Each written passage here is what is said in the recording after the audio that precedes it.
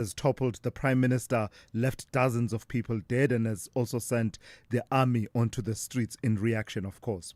So from burning tires in Johannesburg to a burning parliament building in Kathmandu, these protests just show and showcase how youthful energy and collective action are perhaps reshaping politics and demanding accountability. So it begs the question then, which is the question we will ask in our analysis at the top of 7.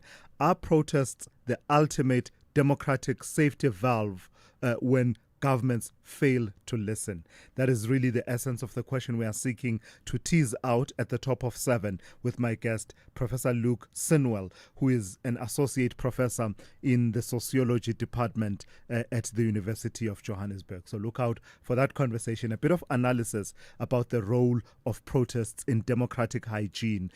In the backdrop, you will remember, of course, a couple of months ago, those Gen Z protests that were taking place in countries like Kenya. So it's got us thinking perhaps we need to put that under the spotlight, protests as an instrument of accountability in a democracy. Government's proposed new regulations to supplement the National Credit Act, and those have come through from the Department of Trade, Industry and Competition. Those have now sparked an unprecedented wave of pushback. Well, let me not say unprecedented. Let me say a wave of pushback, right? From opposition parties to civil society groups and nearly 180,000 citizens who have signed an online petition. At the center of the storm is a clause that appears to be allowing credit bureaus to access information from universities, which critics are saying opens the door for the blacklisting of indebted students. The Department of Trade, Industry and Competition, on the other hand, insists that this is not the intention, saying the reforms are meant to strengthen consumer protections and regulate affordability checks. So it's a bit of a debate, it's a controversy. We'll put it under the spotlight with Buhle Magwaza, a project lead at the advocacy campaign Youth Capital, and we'll speak to Buhle Magwaza at about 7:20. Migration is undoubtedly a hot button issue in this country, and every day you and I debate what's working and what's not working in terms of regulating migration as well as law enforcement in that space. Well, it would seem among what's not working is the capacitation of the Border Management Authority. The Home Affairs Minister, Leon Schreiber, laying bare in Parliament the severity of the underfunding and staff shortages at the Border Management Authority at the BMA. Despite its growing responsibilities and some operational successes, the BMA is said to be functioning with just a fraction of its approved staff complement. And in terms of the numbers, the maths really doesn't stack up in the BMA's favor. Very quickly, let me run you through it. The Minister Schreiber, revealing that the BMA has filled, get this, only 23% of its approved 11,100 positions. So that leaves 8,500 vacancies open, and of which, of those 8,500, 3,207 are said to be urgently needed to bring the BMA operations to basic functional level. At the same time, the funding gap stands at about 2.2 billion rand. So as you can see, the maths really doesn't add up. So at about 8:20 this morning, I'll be in conversation with Musi Maimane, the chairperson of Parliament's Appropriations Committee, before which, of course, the minister was appearing and revealing all of these numbers to talk about, appropriations. How do we appropriate the finances we have, or whatever we have, better to enable agencies like the BMA to do their work. So that's how we're looking in terms of where we're going over the next 3 hours. The full Morning Brief team is at your service once again this morning, and Musa with news updates at the top and bottom of every hour. Rob Byrne with regular traffic updates throughout the 3 hours. Zaikan has your sports covered. Melissa Buta is standing by with the Morning Brief in brief, and Dowling Lechela right on the money as always with your economic news, business and market updates, as well as Sipho Mantula with your Africa update at about 7:20 this morning.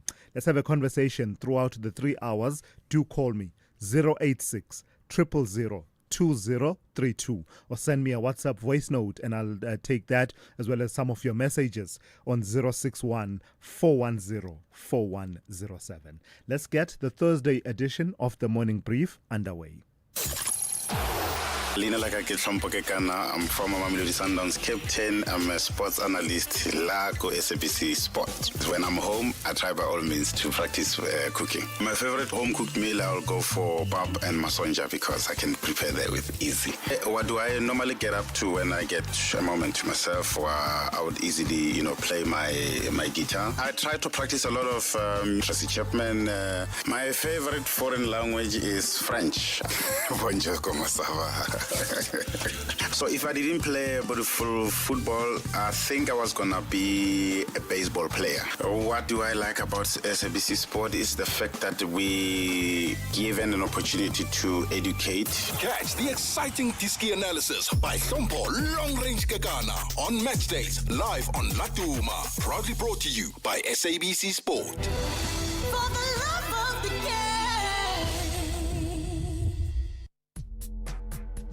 If you're active on social media and love SAFM, we hope you'll take a moment to like or follow our SAFM page on Facebook and Twitter. These are the best places to find all the guest information, conversations, and stories you love from your favorite presenters, along with regular updates from SABC News. And don't forget, you can send your questions to feedback@safm.co.za. SAFM, leading the conversation. Thulasizwe Simelane on the Morning Brief. Weekdays, Monday to Friday, 6 to 9 a.m. Yeah, kicking us off on our journey as always is Melissa Puta with the Morning Brief in brief. Melissa, good morning. Let's start in Europe, where it's a bit of a precarious moment, a dangerous moment. Tell me about what's being said about these drones, these Russian drones that had a bit of an incursion into Poland's airspace and had to be shot down. Good morning, Thulasizwe. So U.S. President Donald Trump reacted to a Russian drone incursion into Poland by declaring, "Here we go," highlighting the growing tensions within that region. Russia denied targeting Poland, but Polish Prime Minister Donald Tusk confirmed that up to 4 of 19 Russian drones were shot down by Polish and NATO forces. This incident marks the first time Russian drones have been downed over NATO territory. Tusk warned that Poland is now closer to open conflict than at any other time since World War II. In response, the UK is considering strengthening NATO air defenses in Poland. The drones were part of a massive overnight Russian attack on Ukraine involving 415 drones. Yeah. So this is quite an interesting development. Interesting and scary, Melissa, because of course NATO being the alliance that it is, with the agreement that says an attack on one is an attack on all. It really puts you on precarious territory, and hopefully there can be a pulling back in that situation. Let's come back home and talk about the Constitutional Court. I remember us covering the story vividly. It wasn't so long ago, the debate around whether a man, after getting married, can take up his wife's surname. That's coming to the Concord now. Yes, so the Constitutional Court will deliver judgment this morning at 9 a.m. on whether part of the Birth and Death Registration Act unfairly discriminates based on gender by not allowing men to take their wife's surname after marriage. This follows a successful High Court challenge by 2 couples who were denied the right for the men to adopt or hyphenate their wife's surname. The High Court ruling must be confirmed by the Constitutional Court in order to take effect. So we will follow up on this based on whatever outcome may come out this morning. Yeah, it's going to be an interesting talking point. It was then and it will continue to be. Let's see. I've got a sense in my head, but I don't want to, hedge my bets about it. Tell me about the NPA and the reopening of the Steve Biko death inquiry. So the National Prosecuting Authority will reopen the inquest into the 1977 death of anti-apartheid activist Steve Biko, who was also the founder of Black Consciousness Movement. Biko died after allegedly being tortured by the apartheid regime. The original 1977 inquest concluded that he sustained injuries during a scuffle with special branch members, and no one has been prosecuted for his death. The NPA aims to present evidence to determine if any acts or omissions leading to his death constitute prosecutable offense. So this will be an interesting case to also follow and see how anything may change regarding his death. Yeah, it's all well and fine to have an inquest, and I think it's really helpful for families in answering questions about what happened. But it's just the timing of it all, right? What if the inquest comes back and says people should be prosecuted, and a lot of those people are late already, and we've seen it in many other inquests. That's where I have a difficulty with it. Anyway, let's leave it there. Thank you for that. That's Melissa Puta with the Morning Brief in brief. Worldview Update, bringing you closer to international or global news. It's coming up to 20 minutes after 6. In a move that has sent shockwaves across the Middle East and the broader international community, Israel carried out an unprecedented airstrike on Qatari soil, targeting senior Hamas leaders in Doha.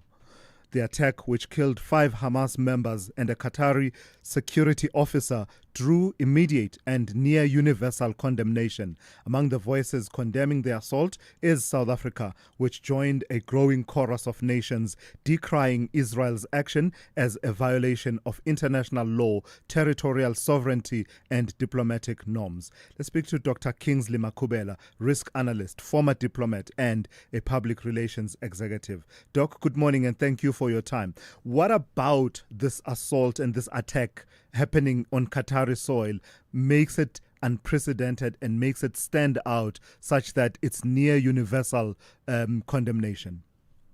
Good morning, Thulasizwe. You know, as soon as the operation was carried out, the Jerusalem Post reported that the United States was given a prior warning about the attack, and the United States gave a green light for the attack to carry on. But what is unprecedented about the nature of the operation and who carried out the operation, the operation was carried by Shin Bet, which is the domestic agency together with the Israeli Air Force. It's unprecedented. Well, Shin Bet, it's a domestic intelligence agency outside Israel. The function belongs to Mossad, and Mossad seems was not involved in this.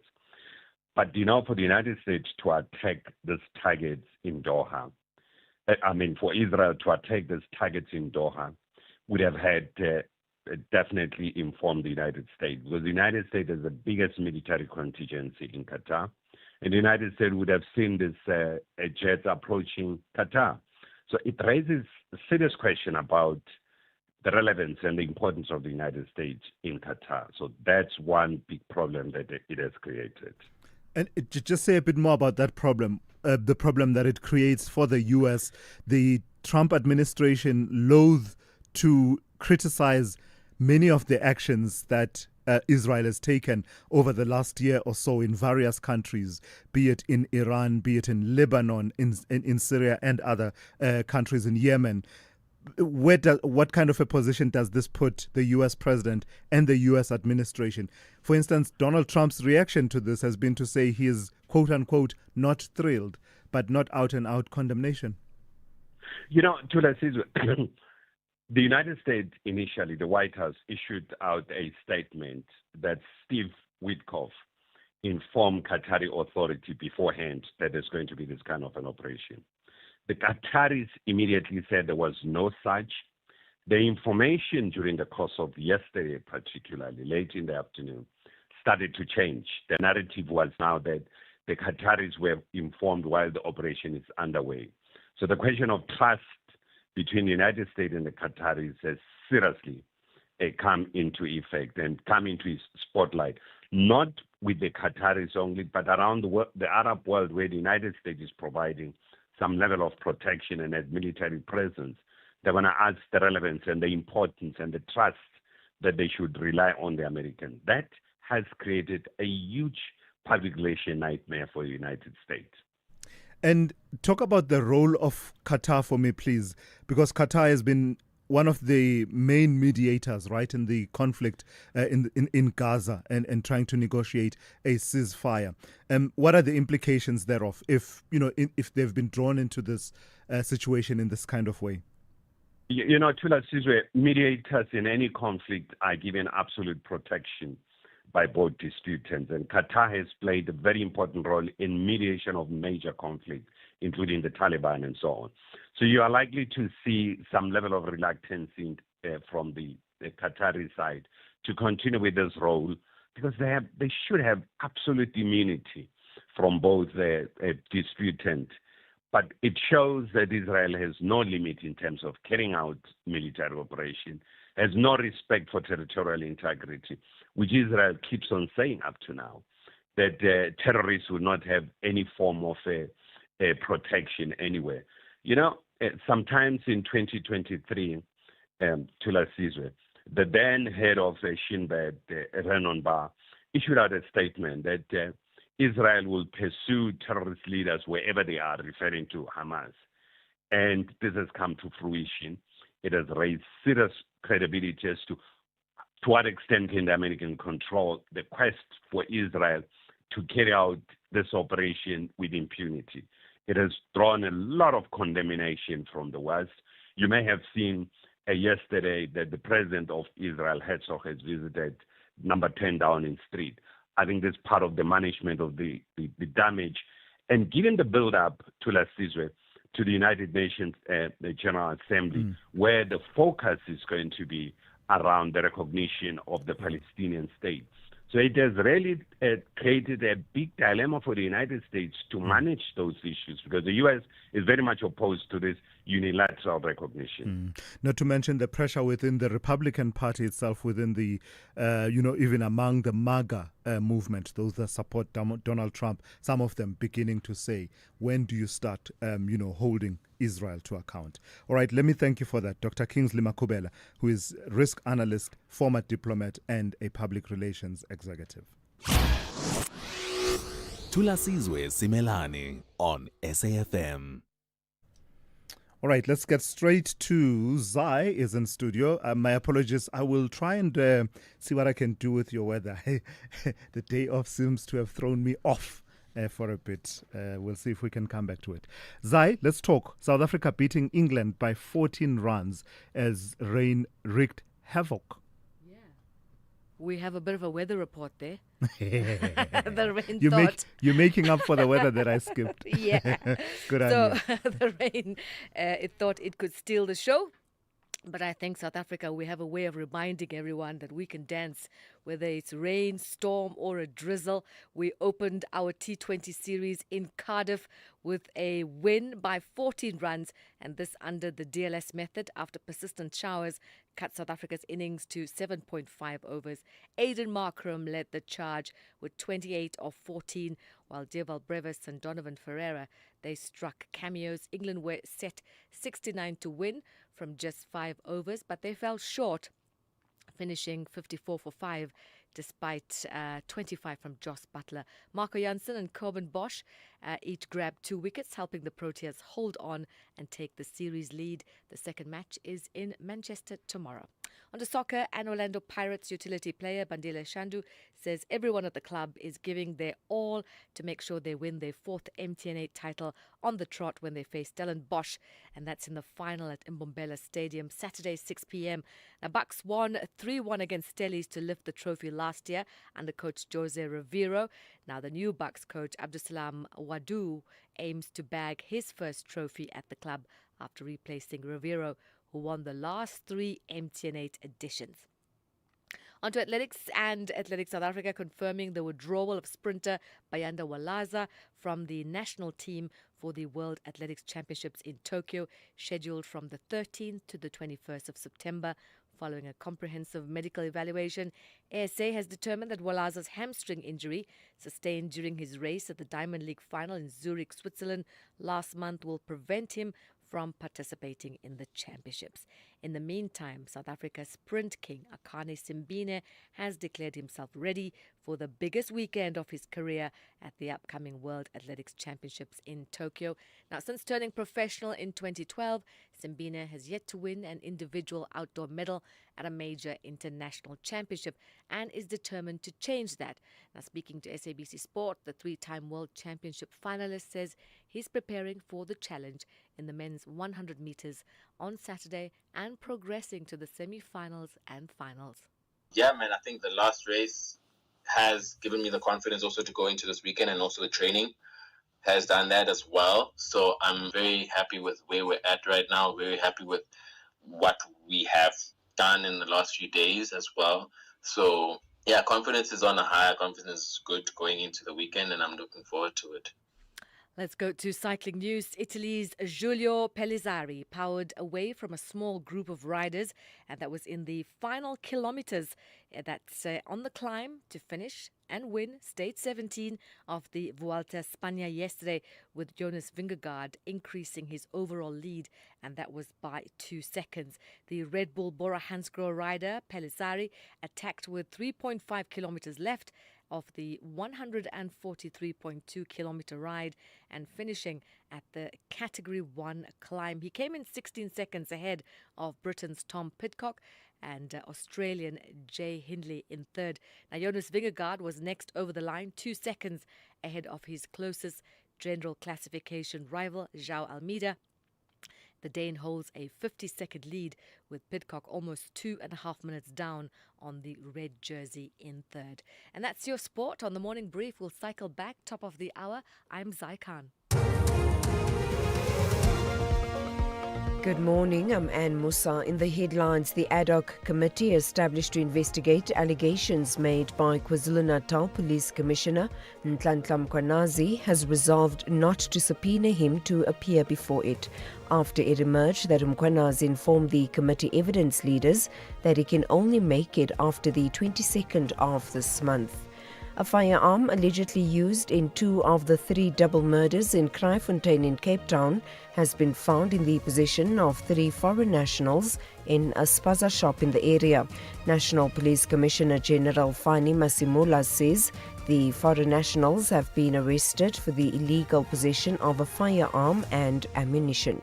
And residents of Westbury in Johannesburg and surrounding areas have vowed to continue protesting until the Johannesburg Mayor, Dada Morero, visits the community and addresses them. Locals want answers over the ongoing water outage. I'll have details on these and other stories at 7. SAFM, guiding you through the rush hour traffic. We're keeping an eye on Westbury and surrounds this morning. Yesterday was quite extensive. It threaded from Westbury down through New Clare and up through Sophiatown and Martindale. Rostock on Deckers and Main and Fuel that were closed at this stage have been reopened, but anything could happen at the moment's notice. So just be aware of that. The community releasing flyers last night saying, yeah, as you heard there, that the protest will continue. So Martindale, Westbury, New Clare, just expect some disruption at some point today. Crash on the M2 coming into Joburg between Cleveland and Denver. So if you're coming off the N3 highway at Heldnace into Joburg, that's going to hold you up. A crash on the N12 leaving Alberton at the Elands interchange, very slow from Reading interchange. And there's a big backlog this morning on the busy N1 North coming from Eldorado Park through Devlin through Deepcliff interchange for connections down towards Uncle Charlie's. That's all very slow. There's some queuing pressure on Solomon Mashlangu this morning. If you're that side of Pretoria, just expect some delays, which you can hit from time to time, moving through to sort of Olympus Drive. So from Silver Lakes, going south, if you like, on Solomon Mashlangu, you're going to queue up there. Durban crash, N2 south before Inunda, heavy from Queen Nundy, a truck overturning at Hammersdale. On your way to Durban, there's a heavy backlog as you arrive from Cato Ridge. And a lot of motorists in Cape Town want to know status of Baden-Powell. It is open after some protesting late yesterday afternoon and through the evening. Baden-Powell open. Use your queues around Strandfontein area. With your traffic updates, I'm Rob Byrne. The Business Update on SAFM. For that, let's turn to Ndauling Lechela. Ndauling, good morning to you. Let's start with news out of the pharmaceuticals industry. Tell me about Novo Nordisk and these plans to cut more jobs. So the group plans to cut 9,000 jobs worldwide, representing about 11.5% of its global workforce. This restructuring aims to simplify the organization, boost decision-making speed, and reallocate resources to focus on growth opportunities in diabetes and obesity. Now, around 5,000 of these jobs will occur in Denmark. The company emphasized the need for it to adapt to evolving markets, particularly in obesity, where competition has intensified. This restructuring comes as Novo Nordisk faces challenges, including increased competition from Eli Lilly and struggles with supply chain issues. The company has also seen disappointing trial results for its next generation obesity drug candidate, CagriSema. But despite the challenges, Novo Nordisk aims to save around $1.25 billion annually by 2026, although it will incur a one-off cost of about $1.26 billion. Now, as a result of the restructuring costs, Novo expects its full-year operating profit growth to be between 4 and 10%, and that's down from the previously forecasted 10 to 16%. So the gold price in Ndauling has hit record after record in the last few years. Tell me about what that has done for miners such as Pan African. Man, we've seen these miners' results come in at the top end. All you're seeing is double-digit growth, and that's no different for miner Pan African Resources, the group delivering a 44.5% increase in revenue, with earnings up a similar margin. And this was, of course, driven by a strong gold price environment and higher output. Pan African is confident about its prospects, saying its strong financial position and diversified production base positions it for continued growth. It further said if gold prices remain at these levels, it will be fully de-geared by this time next year. Now, building on this success, Pan African Resources announced its intention to transfer its listing from the alternative investment market to the main market of the London Stock Exchange. The strategic move comes as it aims to tap into a larger pool of investors, enhance liquidity, and boost the company's corporate profile.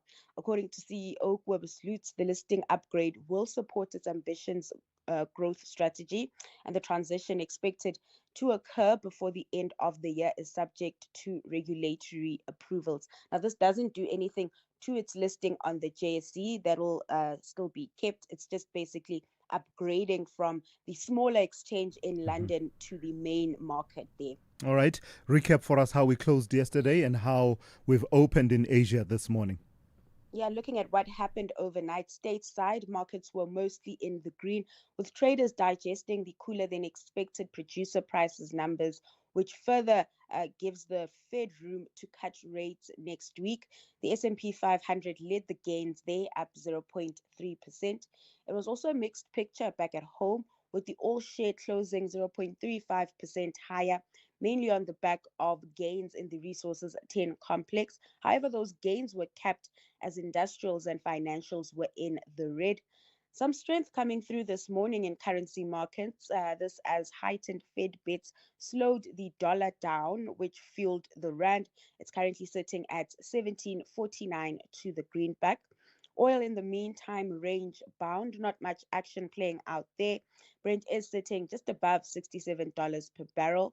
And lastly, in Asia, stocks mixed. We are seeing big gains in Japan following a surge in SoftBank's share price, and this on the back of reports of a deal between OpenAI and Oracle. Companies, companies SoftBank's already has deals with, so that boosting SoftBank's price and that filtering through to the Japanese Nikkei this morning. All right, Ndauling, we will catch you on the other side of 7:30, that is. Ndauling will come back with more insights for you then. Africa Update on SAFM. So for that, we turn to Advocate Sipho Mantula. Raz, let's start with Senegal-France relations. The Prime Minister of Senegal was meant to visit France, but that visit is no longer happening. Why? Thulas, Jumbo Africa, and the refreshing morning to the listeners. Usman Sonko Thulas was supposed to attend an investor forum organized by the Bank of France during this month on the 23rd. One of the issues, Tulas, is that he said that he is engaged. There's a conflict in his schedule, and he will be sending representatives. But you will recall, Tulas, that this relationship has been done based on the issues that have been going on between France and some of the former colonies. All right, we seem to have lost Sipho there. Let's see if we can dial him back. He was talking about putting this cancellation of this visit by the Prime Minister of Senegal to France and putting it in context of the relationship between France and some of its former colonies, especially in West Africa, which has evolved quite significantly over the last while. So that's what Sipho was in the middle of talking about. Sipho, I believe we have you back. So you were putting this in context for us of the France-Afrique relationship. Tulas, that relationship is not going well. We have seen it in the Sahel. But with Senegal, I've said that earlier, Tulas, Sonko is having international schedule to United Arab Emirates to meet with the Senegalese diaspora in Europe. So he has opted not to go and engage with France during this month. So let's turn to Dar es Salaam now. What is the Jami forums and why has the ban on Jami forums caused a bit of a controversy there? Tulas, there are elections in that country. You'll recall that Tanzania decides next month in October. Now, Tanzanian Communications Regulatory Authority blocked the Jami forums, Tulas, for saying that they are publishing content that mislead the public, defames the current sitting president, Samia Sulu, and hence there is this ban. But the Committee to Can Protect Journalists is calling for the authorities to lift a 90-day suspension of this popular engagement or a news platform. This is a news platform that has been engaging in Tanzania, but being banned, and it's only a month before elections. It is raising concerns on the role of the media during elections. And this has happened before, Tulas. We know how media, whenever you have elections, they will also cover a lot of range of areas, but they will always face these suspensions or what you can call censorship. Yeah. Speaking of elections upcoming, we are 5 days away or so from the elections in Malawi. Tell me, who are the main candidates? What are we looking out for in this election? Tulas, Malawi decides. You look at Blantyre now, 17 candidates, Tulas. When you look them from bottom up, and I look at the youngest, the son of former President Baliki Mulusi, Utapeli Mulusi, at the age of 47, he will be contesting. He served as a cabinet both in the administration of Medras Banda and Peter Mutharika. Daliso Kambe, a former governor of Malawi Central Bank, at the age of 51, is also contesting. Michael Usi, a former comedian who was Chakwera's deputy after Saulusa Chilima died last year, Tulas, at the age of 57, contesting. Medras Banda coming back, Tulas, as the only woman in that list at the age of 75, contesting. The professor, Tulas, at the age of 85, Peter Mutharika, contesting. Lazarus Chakwera, who's at the age of 70, running for the second term. So these are your main candidates, Tulas, if you look out of the 17 that, one has mentioned, and you can see them, Tulas, that the usual suspects in the politics of Malawi. Yeah. Lastly, Sipho, your historical archive. You want to take us back to the 11th of September, 1961. What happened? Tulas, it was on this day when you'll recall the Azanian People's Liberation Army, formerly known as Apla Potko, was born on this day, Tulas, being the first liberation movement also that took you'll recall 1991 Apla Operation Great Storm, people like Sabelo Palmer, the year of the Great Storm of 1993, Tulas. But also what is important on this day, Tulas, 38 years ago, 1987, also a reggae musician, Peter Tosh, was also assassinated by 3 gunmen in his residence. Despite Tulas, I've added more. Ethiopia is celebrating its new year, Tulas. It's 2018 today in Addis Ababa. Yeah. It's not 2026, Tulas. Very important historical archives that we're looking this morning. Asante Sana, Tulas, SAFM, still leading a conversation and observing the Heritage Month. Sipho, thank you for that. That's Sipho Mandula with the Africa Update, just giving you a flavor and a sample of some of the key developments on the African continent and its diaspora.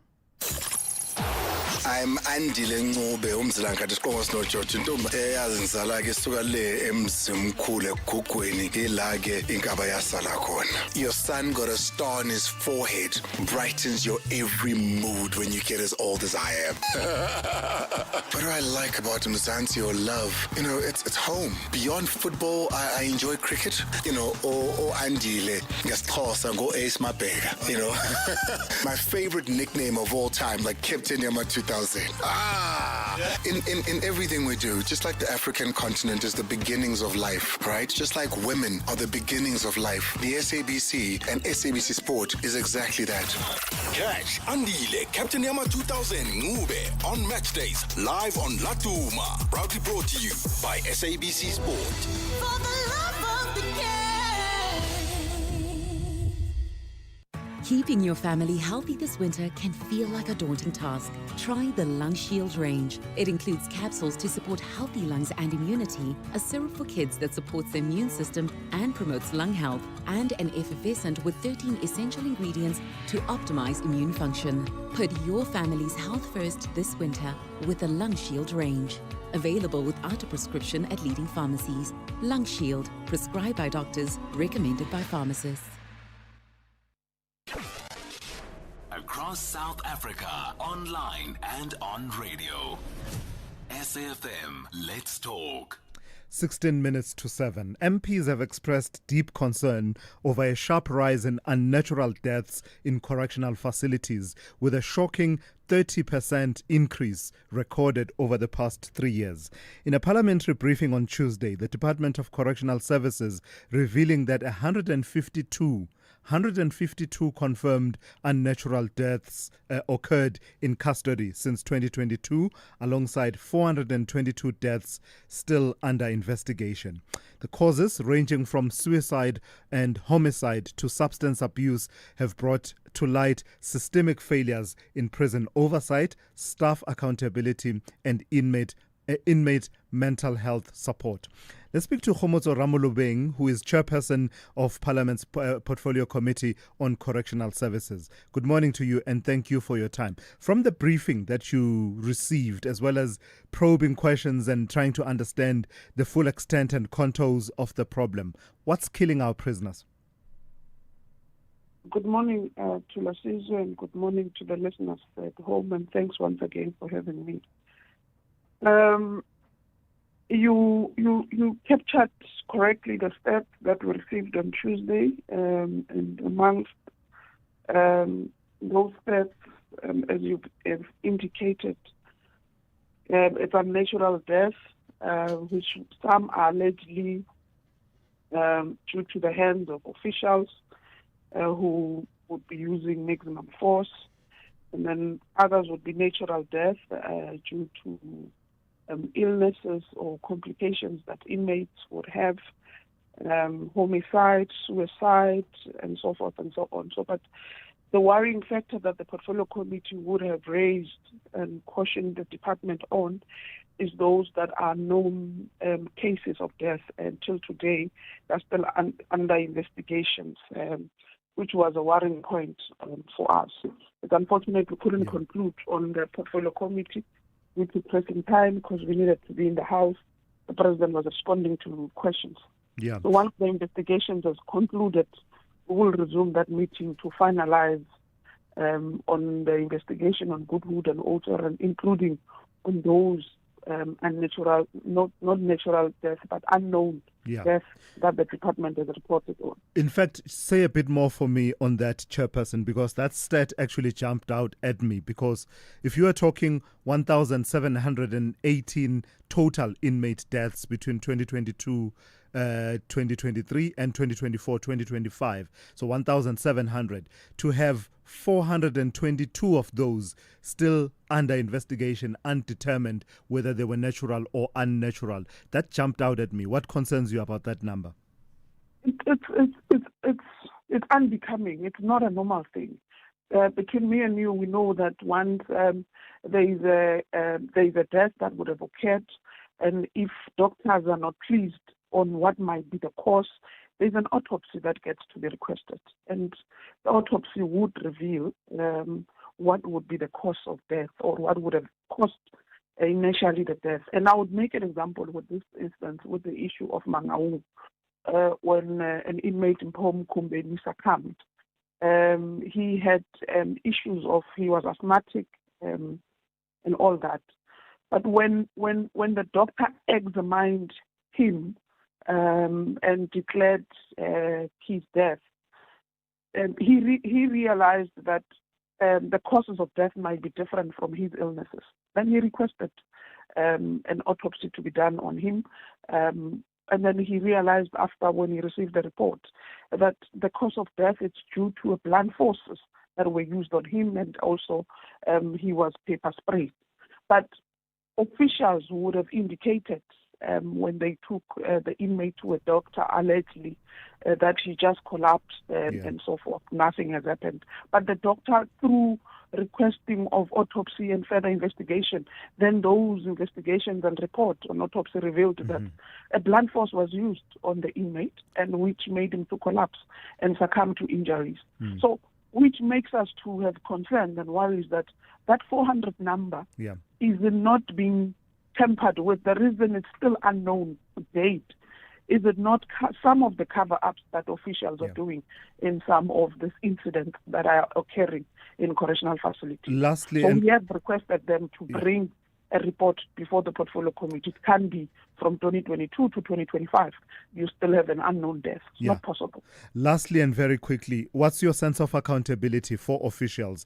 We're talking about 86 prison officials who were charged in connection with the numbers we just mentioned, and only 43 of those cases finalized.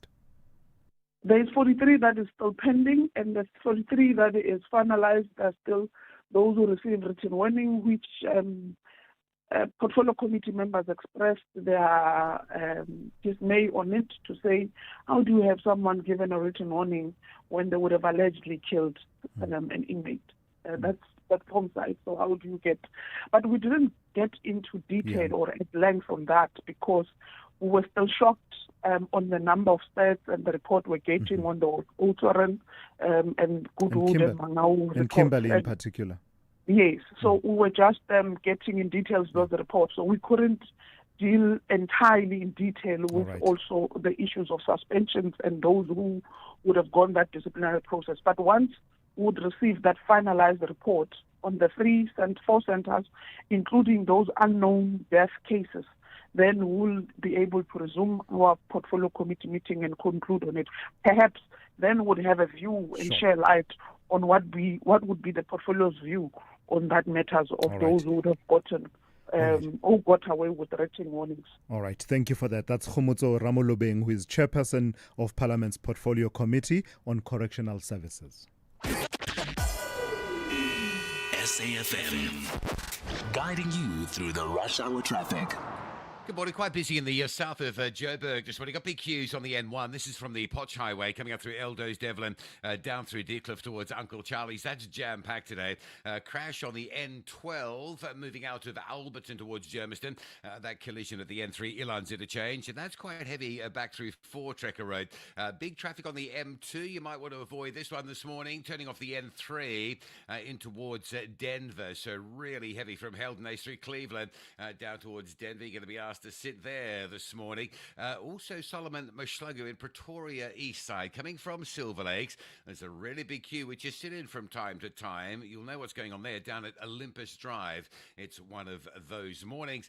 Durban, backlogging traffic on the N2 that we had earlier towards Inanda Road with the crash scene. That's been cleared. That traffic is starting to move through. Now the M7 was really busy going into Pinetown yesterday. It is again this morning. There's a crash as you come up towards the N3. So from Hunt Stepman Highway, it all gets fairly busy. A truck overturning at Hammersdale just by Nchanga, so from Cato Ridge on your way to Durban. That is still jam-packed as well on that run through.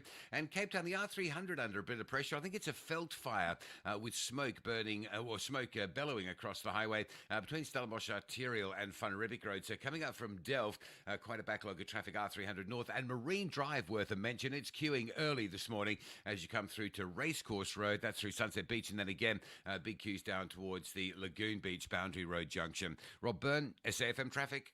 September is Deaf Awareness Month, a time to celebrate the deaf community, promote inclusion, empowerment, and break communication barriers. Let's listen with our hearts and not our ears. Learn and embrace a South African Sign Language. Join us throughout September for commemoration events, activities that educate, connect, and inspire.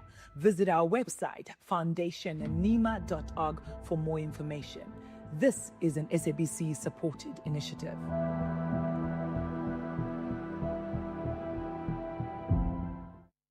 This year, the Standard Bank Joy of Jazz Festival invites you to 3 unforgettable days deep in the heart and art of jazz. From the 26th to the 28th of September, across 4 enchanting stages at the Sandton Convention Center, where you will be mesmerized by world-renowned stars like Esperanza Spalding, Hakan Bazaar Trio, Jasmia Horn, Elaine, Amanda Black, Michelle Ndegeyo-Cello, Louis Nechevale, Gabi Mutuba, and 50 other world-class acts. Take me there. Buy your tickets at Ticketmaster now. The Morning Brief with Thulasizwe Simelane. Thought leadership on politics now, a blistering critique appearing in Daily Maverick, penned by academic Fulufelo Netswera and directed at the ANC. In it, Netswera warns that a post-apartheid moment of opportunity was squandered and, in his words, has set black South Africans back about 100 years. Netswera argues that decades of corruption, tender-driven patronage, and failed service delivery have left townships and municipalities in collapse, so much so that some people now believe the old homeland administrators performed far much better. He says the NEC, that's the ANC's main decision-making body between conferences, its inability to move from revolutionary rhetoric to merocratic governance has shamed black South Africans in the eyes of many white people at home and abroad, confirming dangerous stereotypes, of course. All right, let's speak to Fulufelo Netswera, who is Dean of the Faculty of Management Sciences at the Durban University of Technology. Good morning to you, and thank you for your time. So I read your piece, quite intriguing. You lay out 10 points that you would make if you were to address the ANC's National Executive Committee. What moved you to put pen to paper and put your thoughts in this blistering way? Morning, Thulas. Well, I mean, every South African who cares about our country is worried, so am I. So some of these challenges that confront us on a daily basis are challenges that make us not sleep at night. So I actually penned that in the middle of the night. I woke up and I just turning and tossing. I said, let me write something. And I mean, that is the tip of an iceberg. I shortened it to 10 points, but I could write a book. And there are many who have written books about the failures of our country. Let's talk about one of the points that you make about the policy and governance failures of the past 30 years. You say they've set black South Africans back by about 100 years. Is that fair commentary in the face of some of the progress that is demonstrable that the ANC and others during campaigning, for example, and in government reports will be able to report? But you're saying overall we've not made progress forward. We may have registered some progress, but in the end, ultimately, there's no net gain. Thulas, imagine in 1994, if the ANC had given itself a target of where it wants to take this country in the next 30 years, and it had set those targets, most of which I think would have been achievable, given the resources, the infrastructures, the institutions, the minerals that we have. By now, we could be a Singapore of Africa. We could be far ahead of many first world countries.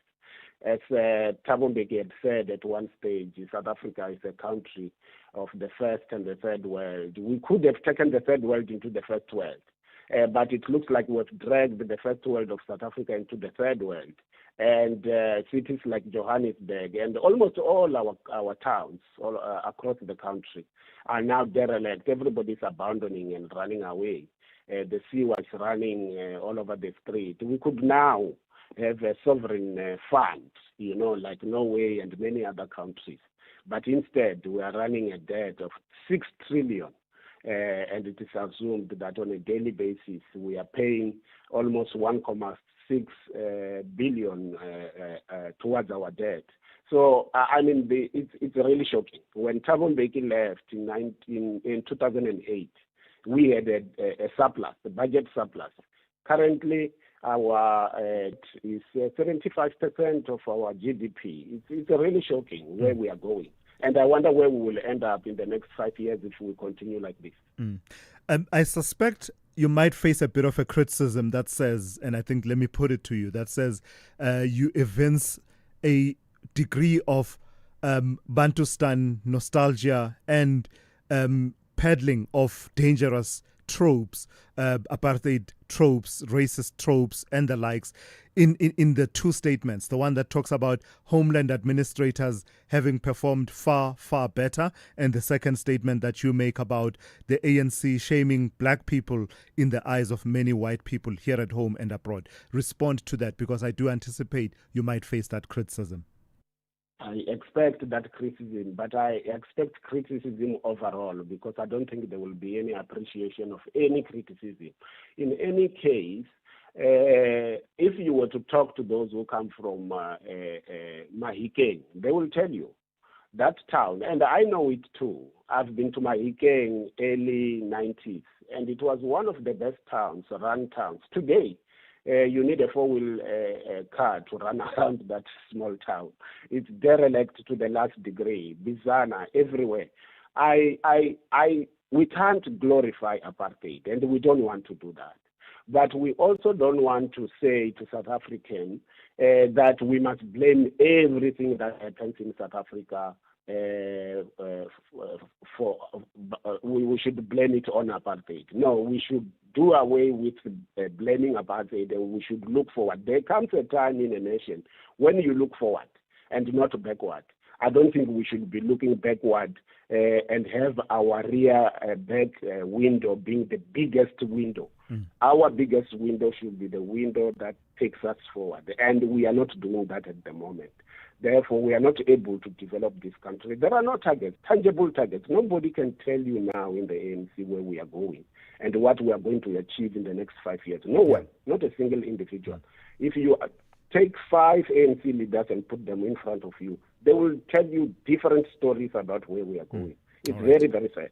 All right, let's leave it there for this morning. You've gotten us thinking. That's Fulofelo Netswera, who is the Dean of the Faculty of Management Sciences at the Durban University of Technology. Naturally, it's only fair that we should offer the ANC a right of reply. But do read that piece. It's in Daily Maverick, and in it he imagines if he had an opportunity to address the ANC's National Executive Committee. It's called Mr. President, Members of the ANC National Executive Committee, and then he gets into it. Let's go straight to N. Musa with the latest news. Outsurance will go out of their way to try and save you money on your car insurance. If they can't, ask for 500 Rand. Time to switch and save. Call 08600 60,000 today.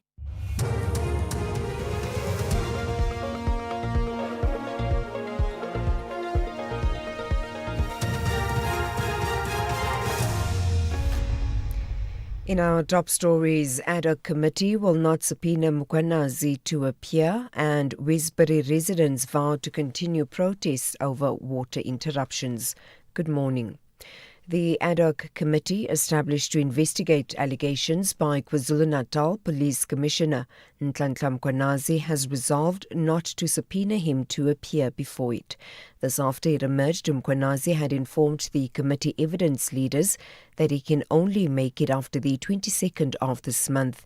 Mkhwanazi has said he will have to conclude his submissions at the Matlanga Commission of Inquiry as the inquiry approached him first.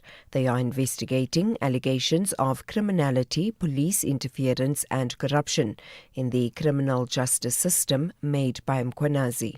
Ad hoc committee chairperson Mulapi Likhanyane announced the decision. taken a decision that the route to Sabina, Gerald Nkwanasi, is not desirable, given the reasons that have been advanced by committee members that Gerald Nkwanasi is not refusing to appear before the committee. Unfortunately, he finds himself in the situation that he is because both arms of the state, Parliament and the executive, have appointed an ad hoc committee and a commission respectively. A firearm allegedly used in 2 of the 3 double murders in Kraaifontein in Cape Town has been found in the possession of 3 foreign nationals in a spaza shop in the area. National Police Commissioner General Fani Masimula says the foreign nationals have been arrested for the illegal possession of a firearm and ammunition. The arrest came after a suspect was arrested in connection with the shootings that claimed 6 lives on Tuesday night. Masimula says the motive for the shootings is under investigation. We did get intelligence as to who the suspect is because people have seen him. We have sufficient evidence that links him to the crime. So we did then hunt for him and we arrested him. We looked for the firearm, we couldn't find, and further intelligence told us that he doesn't keep the firearm in the house, he keep it at some spaza shop somewhere. We did find the firearm indeed where our intelligence says the firearm is. That's where the arrest of these foreign nationals comes in because the firearm was not in this 49-year-old's possession. Residents of Westbury in Johannesburg and surrounding areas have vowed to continue protesting until the Johannesburg Mayor, Dada Murero, visits the community and address them. They want answers over the ongoing water outage. Police yesterday responded to the protests with rubber bullets. These residents are asking why they should bear the brunt of South Africa's severe water supply problems. All we're asking is for water. There's gun violence happening here every day. People are dying in the dozens, and you don't see this. But now we're having an innocent protest, and this is what we get. Shoot us like we are animals, and yet we are fighting for our basic right. Things will get ugly here, because here is gunshots going off here in our township. In our areas where there's hospitals, clinics, there's schools, old age homes, our water is being cut off, while others are having water wire. This is crazy, man. We don't have leadership in this country. Cyril must go, Dada must go, the water board, they must go because they're being paid millions just to have few meetings, but they're not giving us solutions. The Department of Trade, Industry and Competition has expressed concern over the closure of the Goodyear tyre manufacturing plant in Karega in the Eastern Cape. This was in response to a question about government's inability to prevent the closure of the plant when the economics cluster ministers were answering questions in the National Assembly. Deputy Minister Zuko Gutlimpi told the House that South Africa is not the only country affected by Goodyear's closure. He says the department remains in discussions with stakeholders. But the DTIC is continuing discussions with interested parties, including the trade union NUMSA, to find the potential technical partner so that the expression of interest on the Goodyear plant can be taken forward. The department is also continuing with efforts to attract other tyre manufacturers into other parts of the country, so the capacity to manufacture tyres in South Africa is not adversely affected. So essentially, we are still trying to do our level best to secure a technical partner that can take over that plant in Karega. And finally, convicted rapist Thabo Bester and his co-accused Dr. Nandipa Magudumana will launch an urgent application in the High Court in Pretoria today to halt a Netflix documentary. This a day before the launch of the 3-part documentary series Beauty and the Bester. They argue the documentary contains defamatory information. Bester's lawyer, Courage Murero, says they want the court to permanently stop Netflix from releasing, broadcasting, streaming, advertising or publishing the documentary without his consent. Given the overlapping nature of the relief being sought being the interdict, it is obviously in the interest of judicial efficiency and consistency that the applications be aligned to avoid duplication of process. And as such, we are not surprised that the court timetable has been adjusted to allow for the matters to be heard concurrently. We would like to point out that our client remains resolute in protecting his rights and reserves all legal remedies available to him in this regard. And we'd just also like to note further that our relief being sought from the court remains unchanged. Recapping the top story, the ad hoc committee established to investigate allegations by the KwaZulu-Natal Police Commissioner Nhlanhla Mkhwanazi has resolved not to subpoena him to appear before it. For SAFM News, I am Anne Musa. Outsurance will go out of their way to try and save you money on your car insurance. If they can't, ask for 500 Rand. Visit outsurance.co.za today. You always get something out. Some insurers promise savings. With Outsurance, you are guaranteed to get something out. Get a quote, and if Outsurance can't beat your car insurance premium, ask them for 500 Rand cash. Make that 1,500 Rand cash if you've been claim-free and with the same insurer for 3 years. Savings or cash, you always get something out. Get a quick and easy quote today. Call 0800 60,000 or visit outsurance.co.za. Licensed insurer and FSP. T's, C's and information online.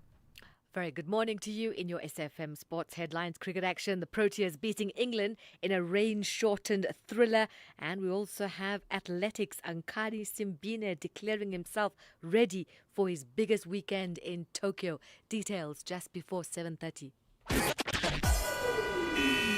SAFM, guiding you through the rush hour traffic.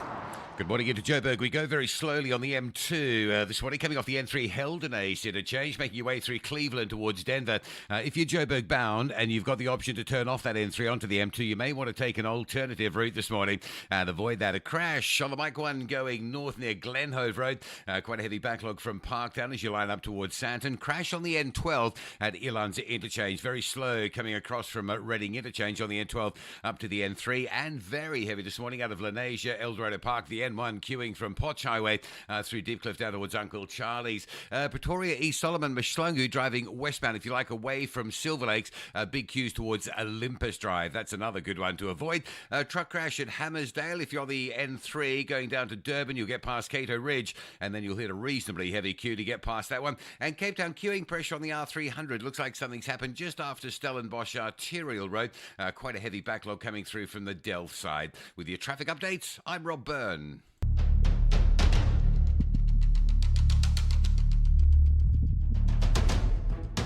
The Morning Brief with Thulasizwe Simelane. Weekdays, Monday to Friday, 6 to 9 a.m.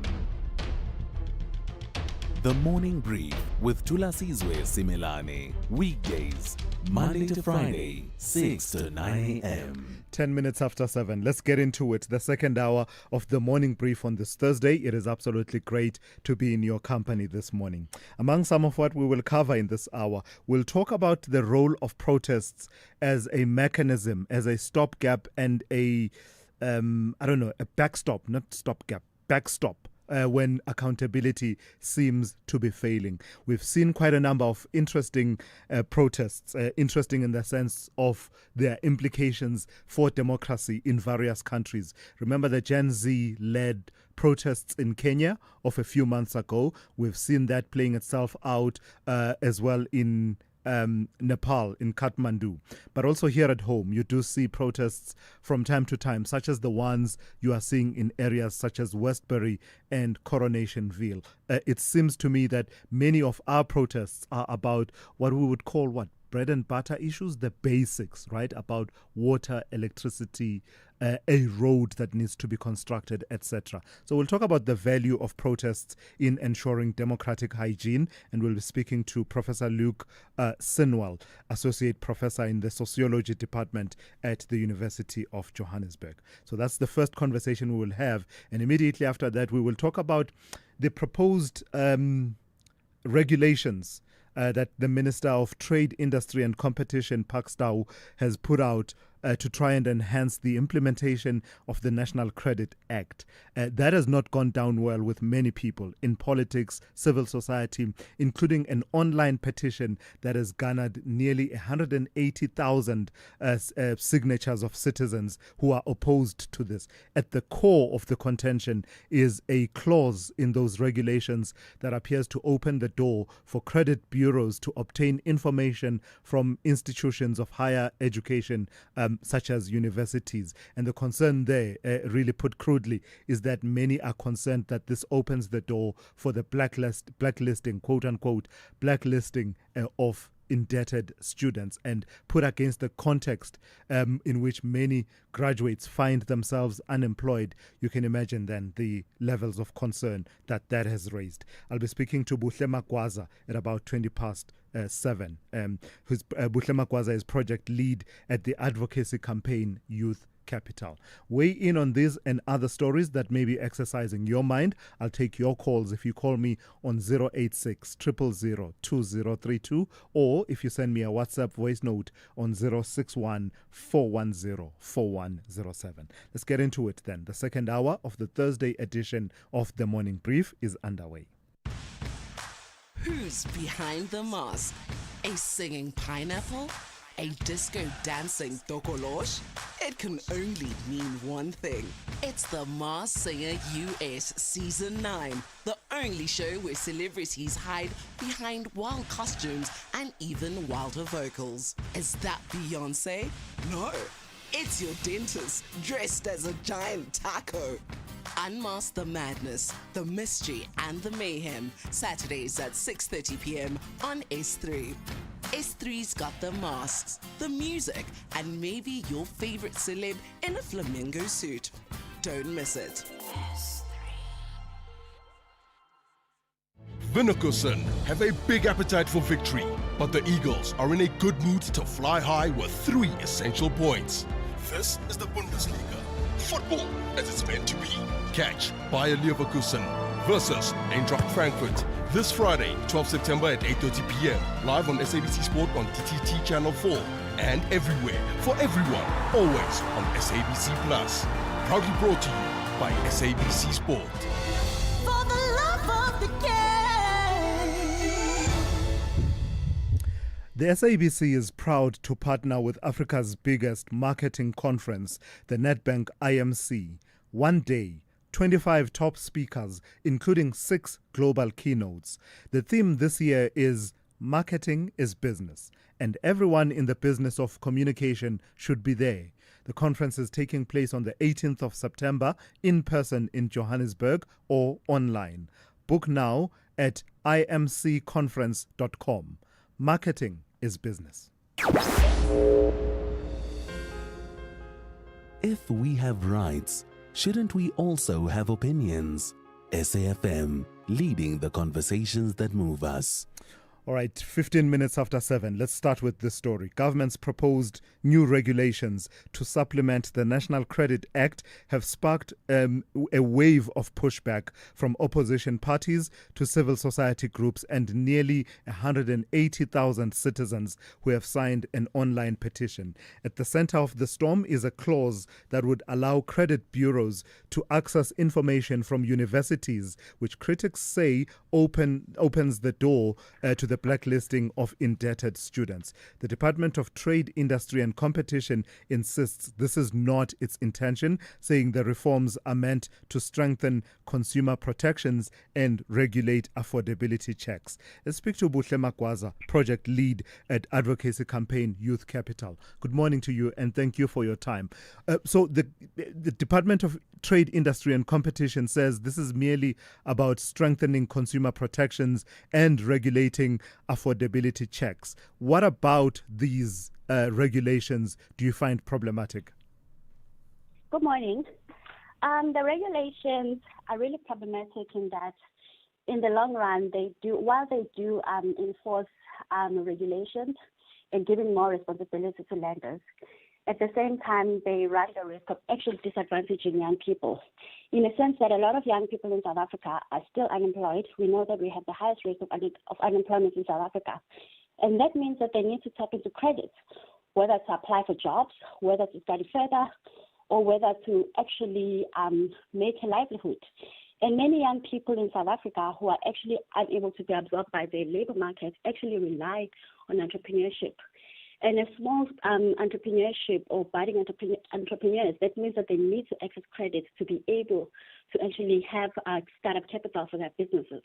And if these regulations are enforced without any protection, it means that those young people have not had a chance to actually build their credit, or actually have risked having a bad credit record because there are no jobs to help them repay their loans or repay whatever credit they've taken out. It means that they're going to continue being trapped in this cycle of poverty. Do I understand you correctly that this speaks to the problem of many young people coming out of institutions of higher learning already indebted, and therefore, if that were to be checked and be factored in their ability to access further credit as they start out their lives, that's where the problem would arise? Yes, that's correct. So what are the alternative pathways that the department is not looking at in terms of what it's seeking to achieve in strengthening consumer protection as well as credit checks? It is quite important that whenever you plan to make such an amendment or enforce such an amendment, you look at it holistically. Who is it going to affect and how? And the department has insisted that this is going to have an impact or is supposed to unlock capital for MMEs, which would be under sole proprietorship. And sole proprietorship means that only one person is handling that company. And we have seen that, according to statistics, almost 60% of small businesses and new businesses are under sole proprietorship in South Africa. Therefore, it means they are really under an individual. So if you put such a regulation or intend to enforce such a regulation without any protection, then it's problematic because then it means you have not done the work to actually see how it will affect the people that you claim that it's going to help. The spokesperson of DTIC was interviewed by some of her colleagues yesterday and said that the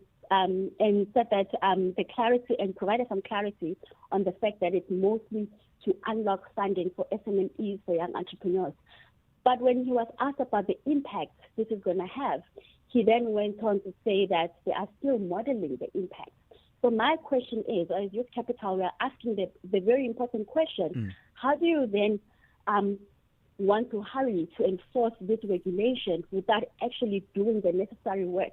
What is the rush about actually enforcing the regulation when you're still modeling the impact that this is going to have? Shouldn't you then model the impact so that you make an informed decision?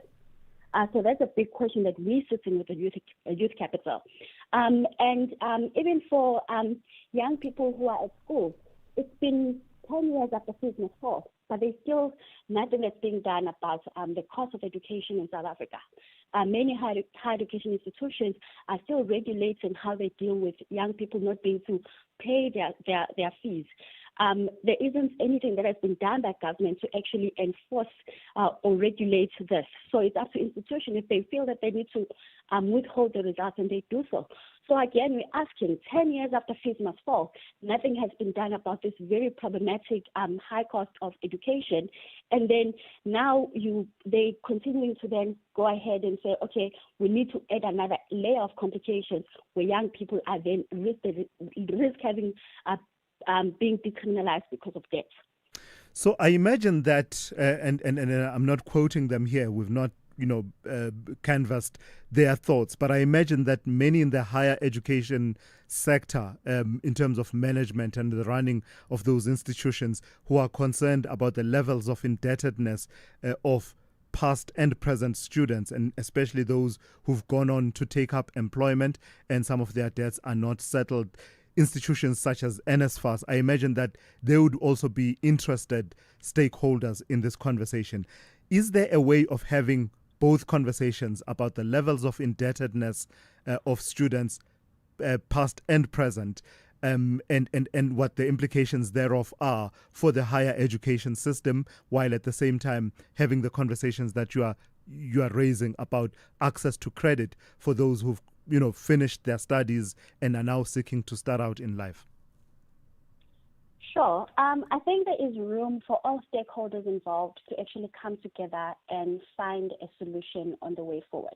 I don't necessarily think that the burden of not being able to afford education should be put on the shoulders of young people who are already struggling with a lot of issues.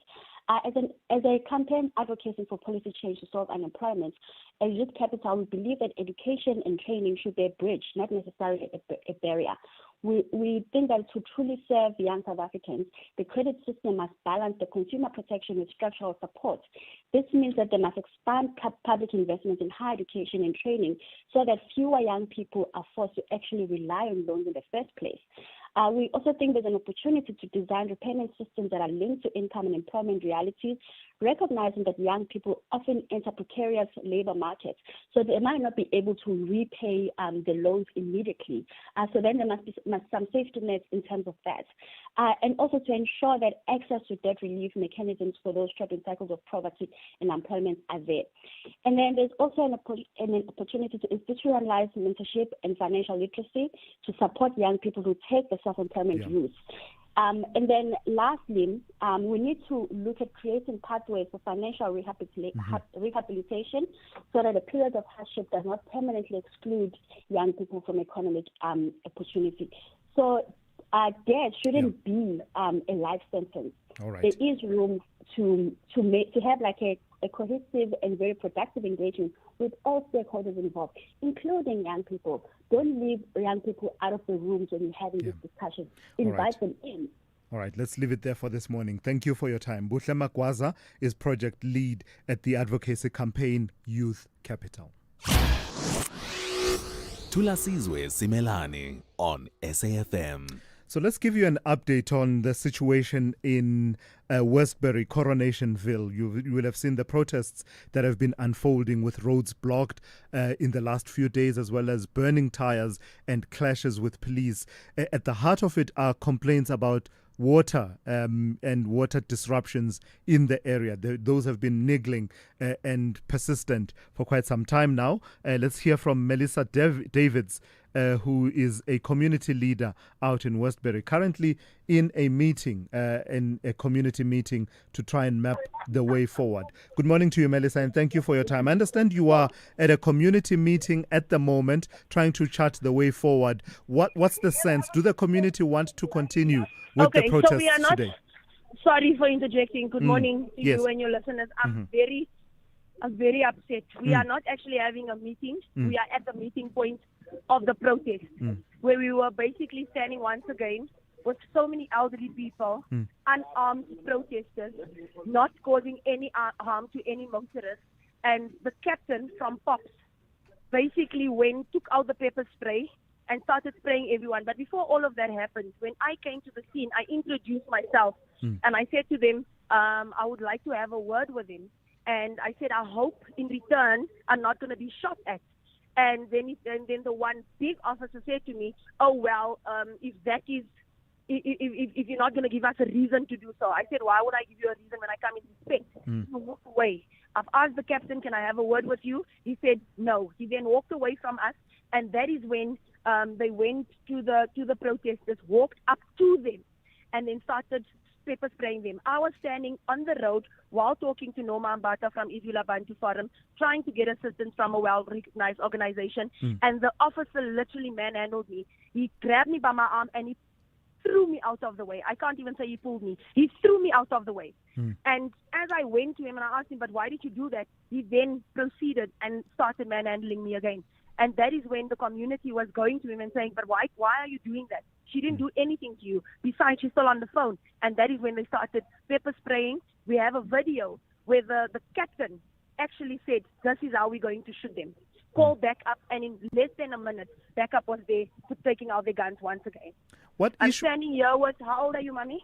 76. I'm standing here with a 76-year-old. I'm trying to get her checked by the hospital so that she can get a JAT8, and we need to to keep this law accountable, because in Ebony Park there is protest that has been going on for more days than hours, but they don't have one sign of a police officer manhandling them or pepper spraying them or shooting at them.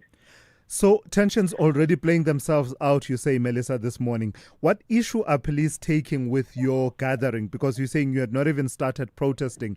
Is it that you had not given notification of the protest?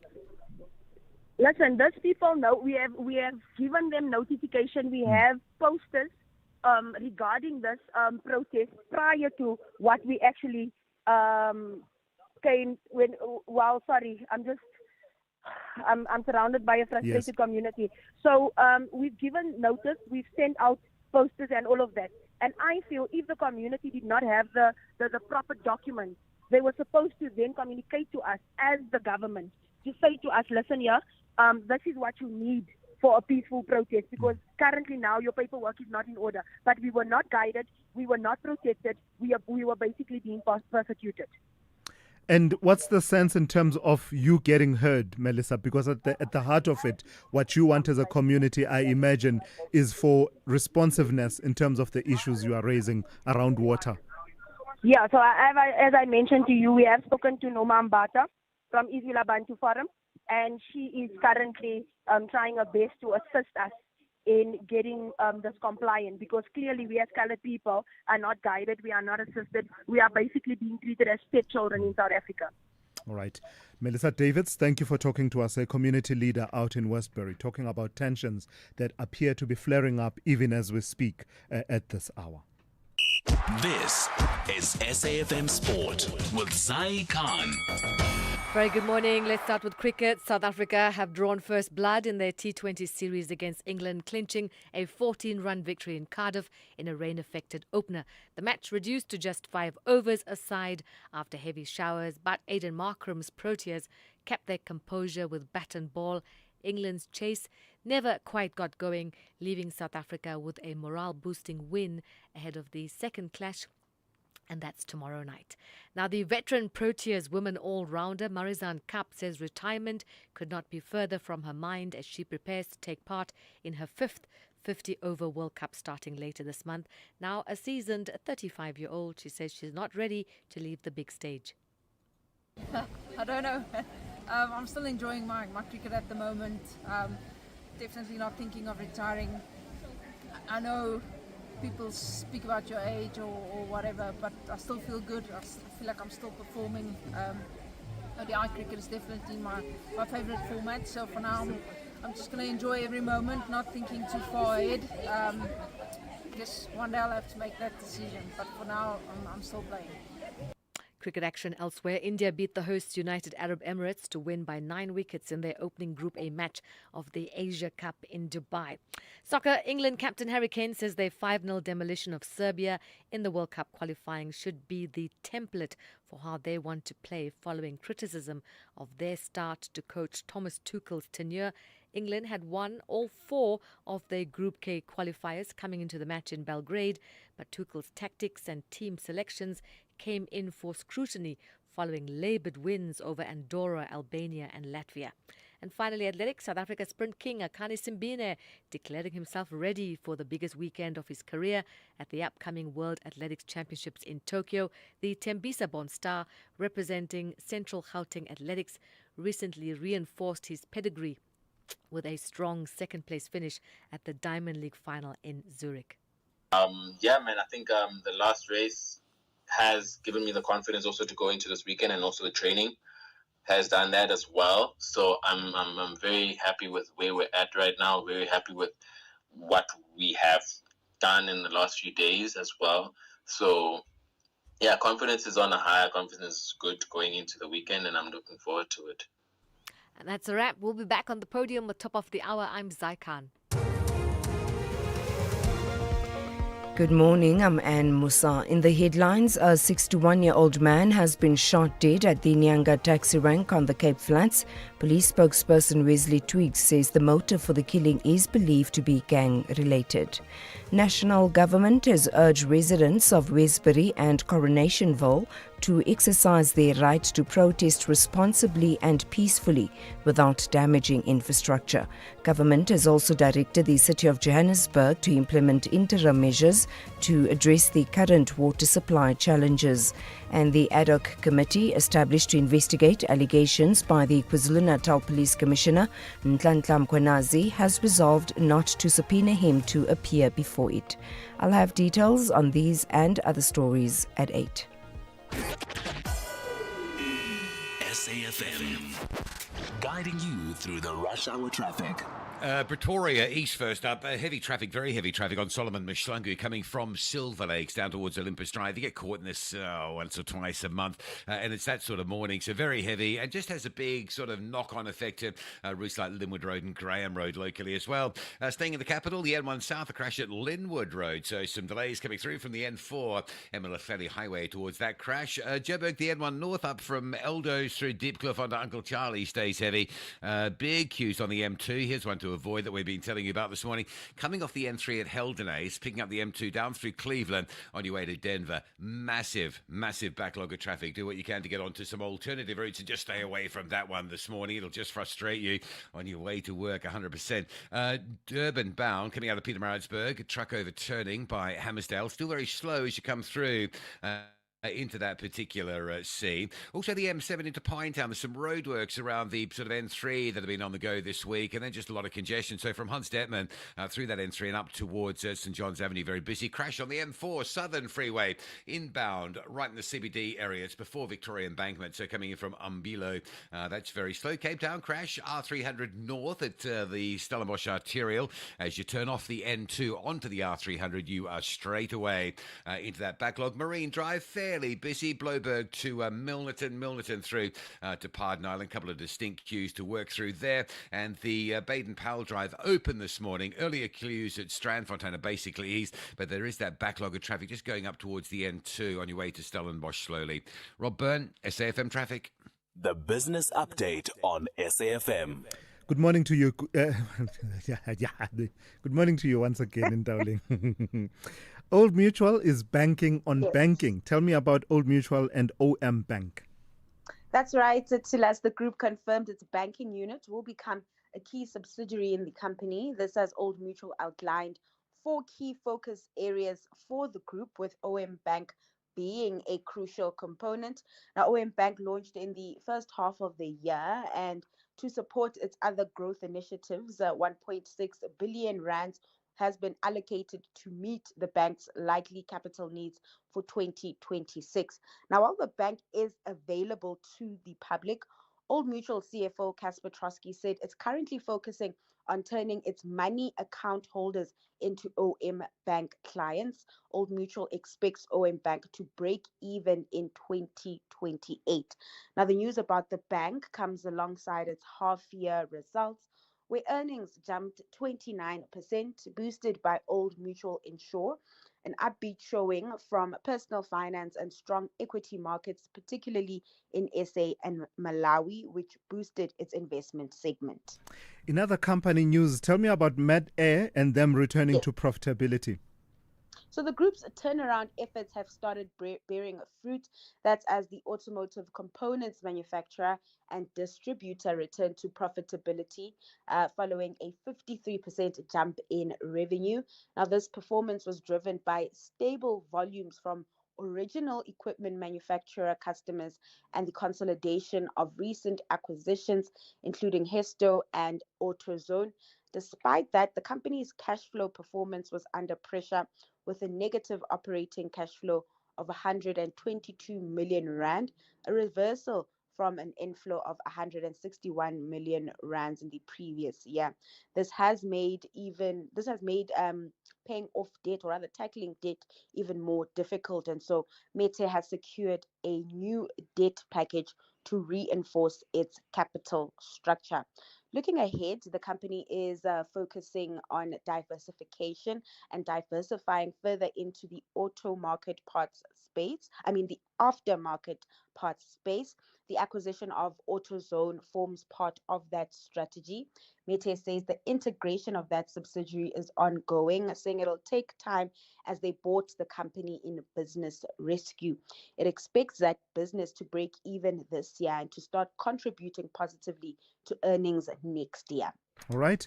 How are the markets looking at this hour? Starting in Asia, stocks are mixed. The Japanese Nikkei making gains up 0.75%, and that being specifically boosted by SoftBank. There is uncertainty, though, as traders await the US CPI report. Investors over in Wall Street also eyeing those inflation numbers following softer than expected PPI numbers yesterday. Ahead of the CPI print, though, futures are flat. And then coming back home, markets ending yesterday's session mixed. While the all share and resources made gains, the industrials and financials closed in the red. Meanwhile, in currency markets, the rand trading stronger this hour at 17.49 to the dollar. And then over in the commodities scene, oil pretty flat, sitting just above the $67 per barrel mark. All right, thank you for that, Ndawling. We'll talk to you one more time in the third hour, just after 8:30. Call Thulasizwe now, 086 000 2032. Let me jump straight to your calls before I take your voice notes. Let me start with Peggy in Mpumalanga. Good morning to you, Peggy. A very good morning to you, Thulas. It's been a while, my friend. Are you good? I'm very, very good, Thulas. Thulas, I just want first to touch base. I'm not going to consume much of your time. Sure. The issue around the conviction of the Chinese nationals yesterday by our court, I think the court has been very lenient. You cannot have so multiple charges and then you only get a 20 years imprisonment. And you know, when in South Africa they're speaking about 20 years imprisonment, they're talking about 7 years or 6 or so, depending on the conduct of the person. Sure. And I don't think that is correct. I was very disappointed with the National Prosecuting Authority that they did not even make a statement that they're going to appeal this judgment. And I don't understand what's happening. But what makes me to call, and in essence today, is the way Russia is being sidelined by the motherboard of the football world, like FIFA. Yes. We've got countries like Israel and Palestine that are engaged in wars, but they are taking part in all the competition. One asks himself a question that what happens to the both must rule? What must happen on the right-hand side must happen on the left-hand side. And if there is a country that has to be banned by FIFA, it has to be Israel, without any doubt, any shade of a doubt. Right. When you look at reports and the way they've killed innocent people, they are still participating in all and across all sport competition.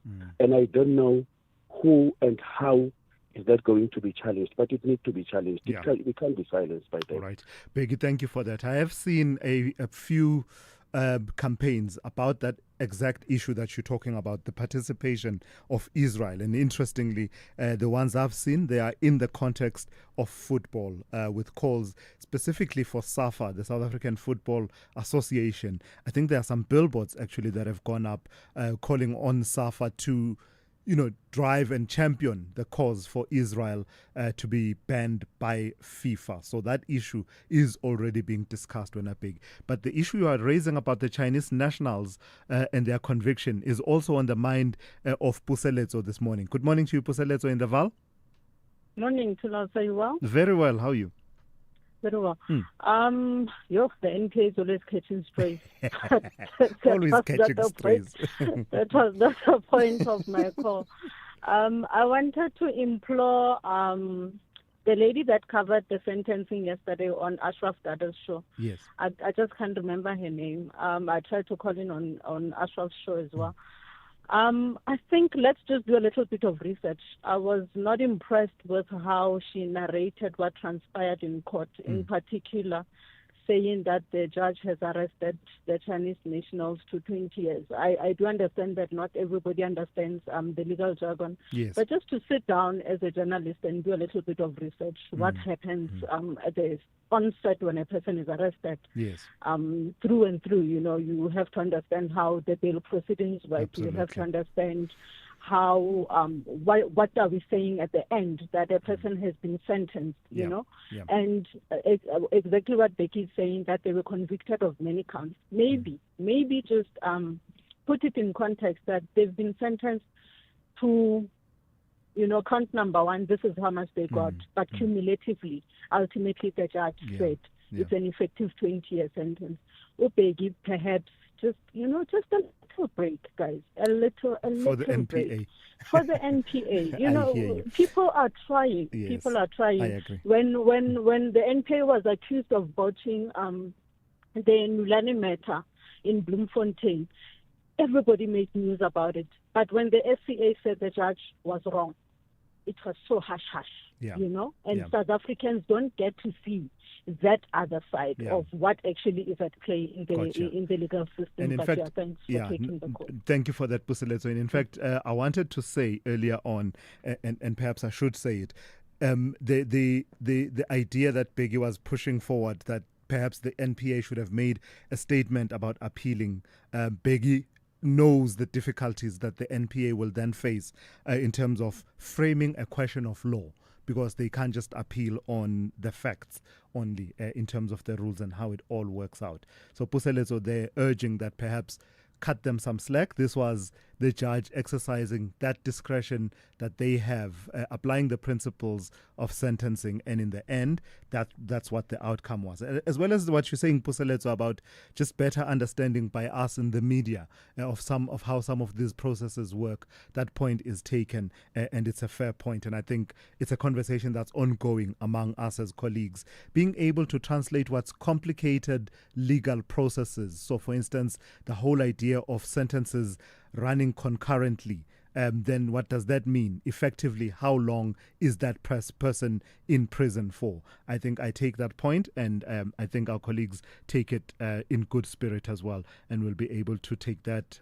forward and take that into how we report on these matters. Maxwell in Polokwane, good morning. Sims, good morning. Look, while the frustrations expressed in the opinion piece in the Daily Maverick are understood, I think they are premised not only on propaganda but a little bit of misinformation, and I'll explain. He speaks about accountability. I think you and I will agree that the ANC remains still the most accountable organization, with the step-aside rule and all of these other things that have been put in place in the Constitution. It remains the only organization that is accountable to people who are not even its members, where even people who are not its members still hold it accountable, not via elections, but just by saying, account to us, and the ANC still accounts. We can give accounts of many political parties that are accused of many things, but accountability does not happen. It remains an internal process. So he even goes and talks about, issues of factionalism and all of those things. Show me a political party that does not have its own internal dynamics. I mean, we talk about an NEC here that goes and establish an integrity committee, goes and says that people who without integrity, should not be leading. And we're talking about an organization here that still says that we need to get over ourselves and look at, being at service for the people. Sure, there are those challenges. But show me an organization, again, that does not have those challenges. So I sit here and I say, okay, fine, there's a matter of public trust, but isn't that a global problem when it comes to politicians and political organizations, issues of public trust? Maxwell, so that's what I'm saying. It's premised primarily. Let me challenge you slightly. Slightly, having said what you've said. I think when I read the piece by Fulofelo Netswera, part of what he was talking about was where he likens the gathering in the NEC to a mafia meeting, some years back in the United States. A question you might face when Maxwell will say, sure, with all of those systems and principles and the acknowledgement of the importance of probity in public affairs, why then do you continue to have so many people against whom, for example, there have been findings, for instance, in the State Capture Commission of Inquiry, that continue to serve and lead in the ANC? I think he posed that as a question, just in part addressing what your concern is. Yeah. So I think on the Zondo Commission, we were told that to date now, there are about 218 criminal investigations or recommendations that have been made, and with 21% of these cases were finalized or enrolled with trial for March 2025. Now, the question that you should be asking is, when we look at the judiciary system, is it doing enough to execute those or to deal with those recommendations? Now, because the view here is, once you've been accused, don't lead. But it seems that becomes something that is only posed to the ANC. Yeah. There have been allegations made on various leaders of many political parties, but that does not happen. In fact, the ANC, because it's democratic, has a collective of people who sit and still discuss how, to renew itself and how to build a better South Africa. In other political parties, those things do not exist. In fact, we hardly ever hear of them. That is my point. All right, Maxwell, thank you for that. That's Maxwell out in Polokwane, weighing in on that opinion piece written by Fulufelo Netswera. In fact, let me continue on that note. Let me take one or two voice notes responding to that interview that we had earlier on. Good morning, Tulas and SAFM listeners. The guy that we just talked to, I don't know if it's Professor something, the dean from the University of Technology. Yeah, I find it funny that when it suits him, we must look back like during the glory days of Mahikeng, but now when it comes to apartheid, we must not look back. I think I've heard the same type of argument from Gayton Mackenzie. He wants to keep the stem, but now he says we must not dwell in the past. Which one is it? So we must look back when it suits them, but when it doesn't suit their narrative, we should not be stuck in the past. It can't be.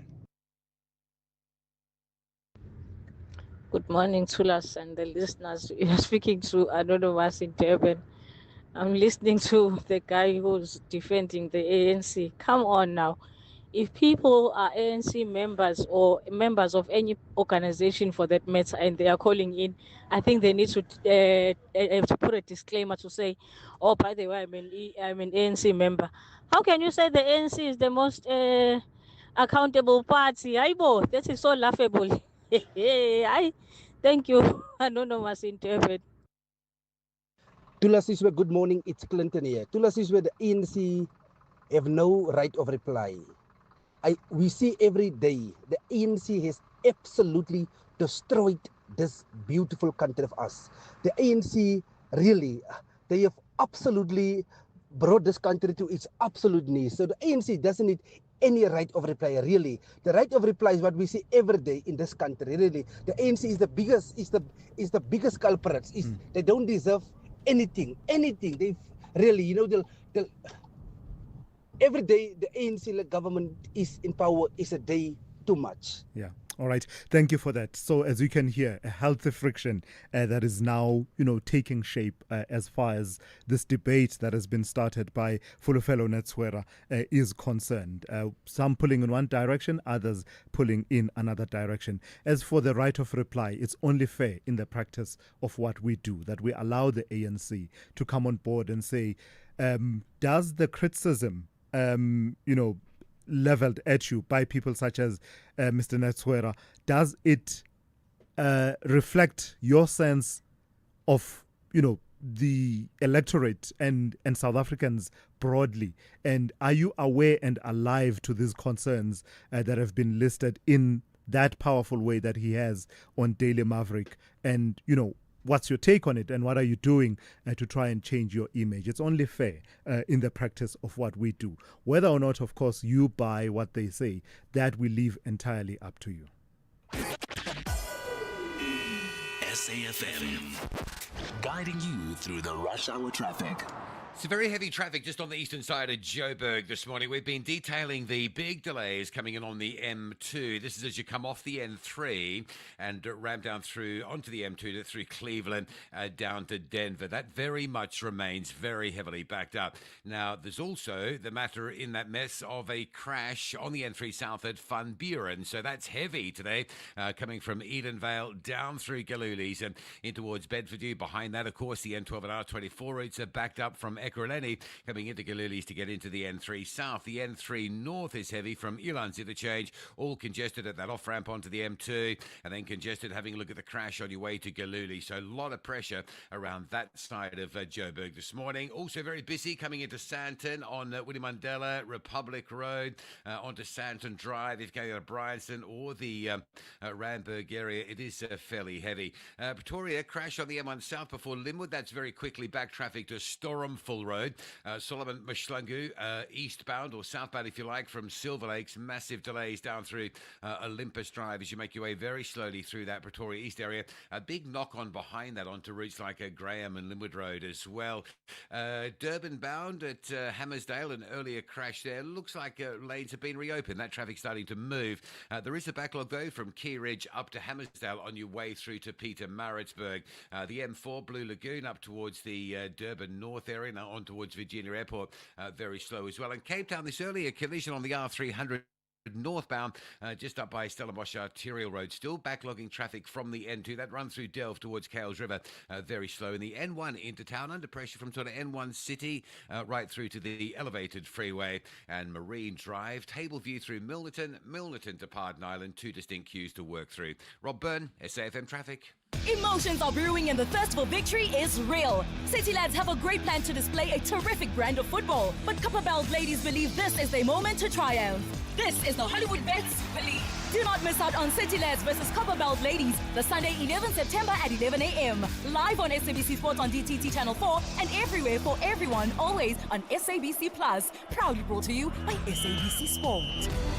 For the love of the game. Vinokusen have a big appetite for victory, but the Eagles are in a good mood to fly high with 3 essential points.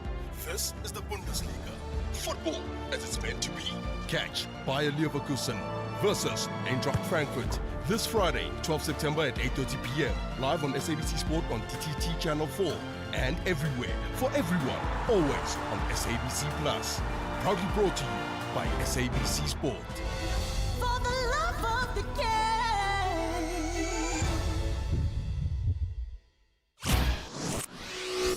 Thulasizwe Simelane on SAFM. All right, 6 minutes to 8. A police hostage drama in Mamelodi East has once again cast the spotlight on the mental health crisis in the South African Police Service. Constable Tapelo Mashego held his mother and nephew hostage for 16 hours on Tuesday before allegedly killing the teenager and then himself, reportedly after discovering a painful family secret.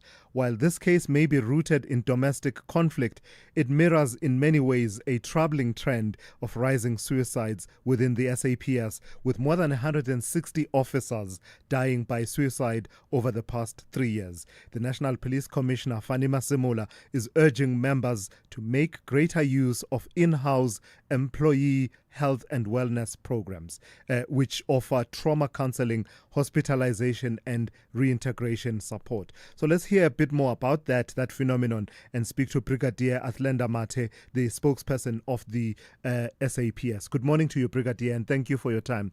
I imagine that there's a reason why the National Commissioner would urge members to put greater use to the in-house employee health and wellness programs and make that call in the wake of that incident in Mamelodi East. What does that incident reveal for you as a trend within the SAPS? Well, a very good morning and thank you for the opportunity. We are quite concerned on the mental health of our members. I mean, you can imagine serving more than 60 million South Africans, and we are only 180,000 members. Members demanding workloads can have serious negative influence on their mental health in a number of ways, especially managing heavy workload and public expectation as well, while being continuously exposed to high stress situations, violence, and trauma leads to chronic stress. So we are well aware of what our members are going through. We know that some of them are going through the depression, anxiety, the burnout, as well as post-traumatic stress, as well as that can lead to the substance abuse. But that is why we have in-house specialists. We've got an employee health and wellness unit that consists of your chaplains that provide the spiritual guidance, the psychologists, the social workers, and so on. So the National Commissioner is quite concerned because there have been a number of incidents. And in our research, it's not so much necessarily the cause of your suicide or cause of, the depression or burnout, the main cause that we are picking up through our research and consultation is that most of the members are being affected by what is happening in their private life. And that because they have the easy access to their own firearm, then it poses a risk. But that is why the National Commission is saying, let us seek counseling and services regularly. It must be, as it is actually a standard procedure, that within 48 hours, members, when they attend to traumatic incidents, they must go and seek help with our specialists. On paper, Brigadier, you have those programs and they look good on paper. So you have programs from the last reporting you gave to Parliament that include programs such as Choose Life, Multiple Stressor Program, Trauma Management and Readiness Sessions. But in reality, those have an underinvestment and they are undercapacitated, even by your own admission. For example, you talked about one mental health professional per 500 officers being the target. But in your context, you are very far from that with some 230, shortfall within the system. So going beyond concern to doing something about it is where you will face questions. But that is why also, Thulas, we have in-house, but if members don't prefer to see in-house specialists, we have partnered with the medical aid, PolMed and GEMS, where members are then given that option to see external specialists so that they also assist us and so on in providing the necessary counseling, debriefing for our members. So we are partnering with the medical aids to ensure that members get the services that they require. Yes, we do have a challenge that members, especially the men, they are reluctant to see the specialists. And it's not only the SAPS.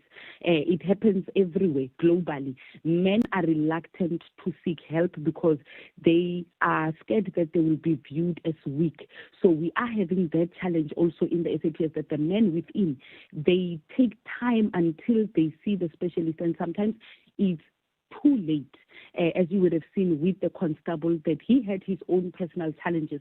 I'm sure if he had regularly seen our specialists, they could have prevented what happened, what we saw 2 days ago of him taking his family hostage. But what is important is that we are providing the family with the necessary counseling. The mother was taken to hospital. We are providing. So our services are not only for our members, they also extend to the family members, because we understand that these members, their families also get affected. I mean, if they attend day-to-day crime scenes, they attend all these traumatic scenes and so on, the families, obviously, when they get back from work, the first person that they talk to, the wife, the kids, to say, this was my day at work, this is what has happened. So we also extend those services to the family members.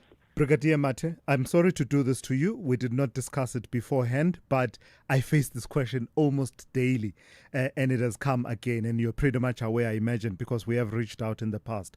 Very quickly, I'm almost out of time. In fact, I'm out of time. Someone here says, I hope you will ask about the 3 police officers that died in Centurion. It's only fair that this is one of those questions that keep coming back to us, and you had said you would come back once you have something substantive to report. Are you in a position to report anything? People, it feels like people want the loop to be closed, because this was a story that was of national concern and we never returned to it. Thulas, you are not wrong. Actually, it has been in our plans to say, let us go back to the families first and give them the report. The report is ready. The investigation has been finalized. So it wouldn't be right for me to inform the nation on our findings on that particular case. There has been a plan in place to say, let us meet with the families, brief them first, then brief the nation on what really transpired on that evening when the vehicle of the constables plunged into the Henops River. What actually hampered our plans is that the Constable Linda, the male, his mother passed on a few weeks ago. So we said, let us give the family time as well, because it will be a double trauma. So let's give the family time to mourn, and then at an opportune time, we will then go back to the Free State and then reveal our findings. All right, thank you. We'll hold you to that for an update once you are ready. That's Brigadier Athlenda Mate, National Police spokesperson. Let's go to Ann Musa with the latest news. Outsurance will go out of their way to try and save you money on your car insurance. If they can't, ask for 500 Rand. Time to switch and save. Call 08600 60,000 today.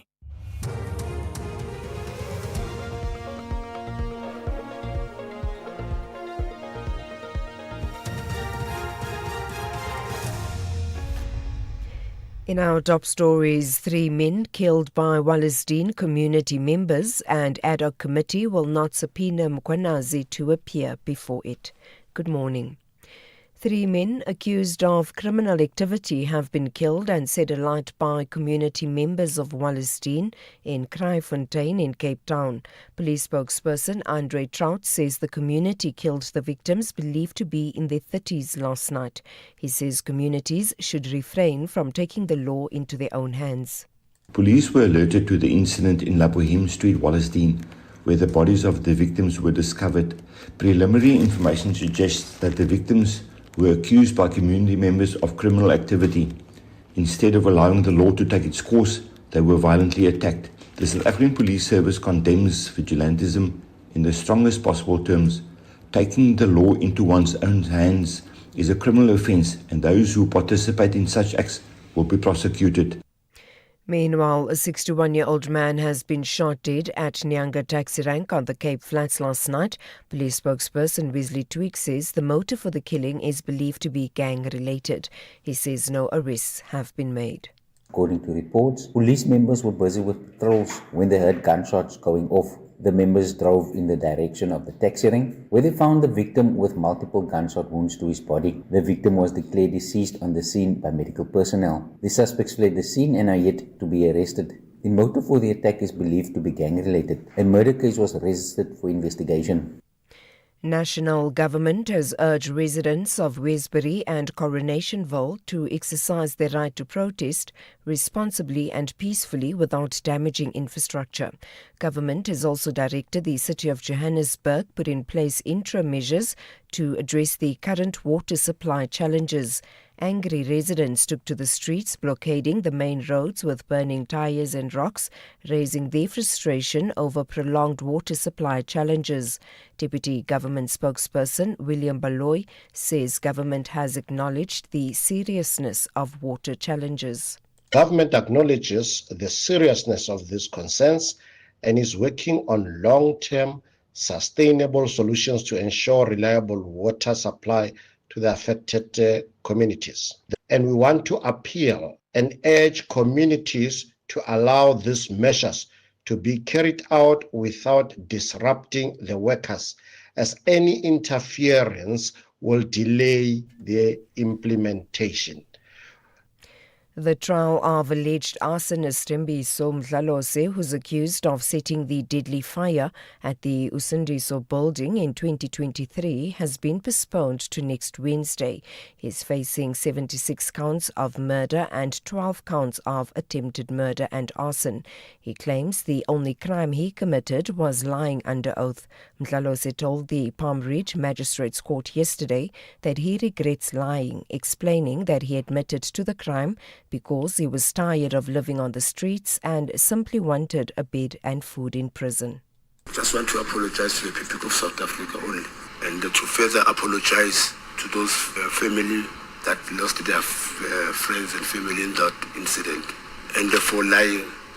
I mean very well that they themselves, they needed answers to what transpired on that day. I want to just apologize for misleading South Africa. I'm apologizing for using unforeseen circumstances like this one to attain my personal ambitions. And finally, the ad hoc committee established to investigate allegations by KwaZulu-Natal Police Commissioner Nhlanhla Mkhwanazi has resolved not to subpoena him to appear before it.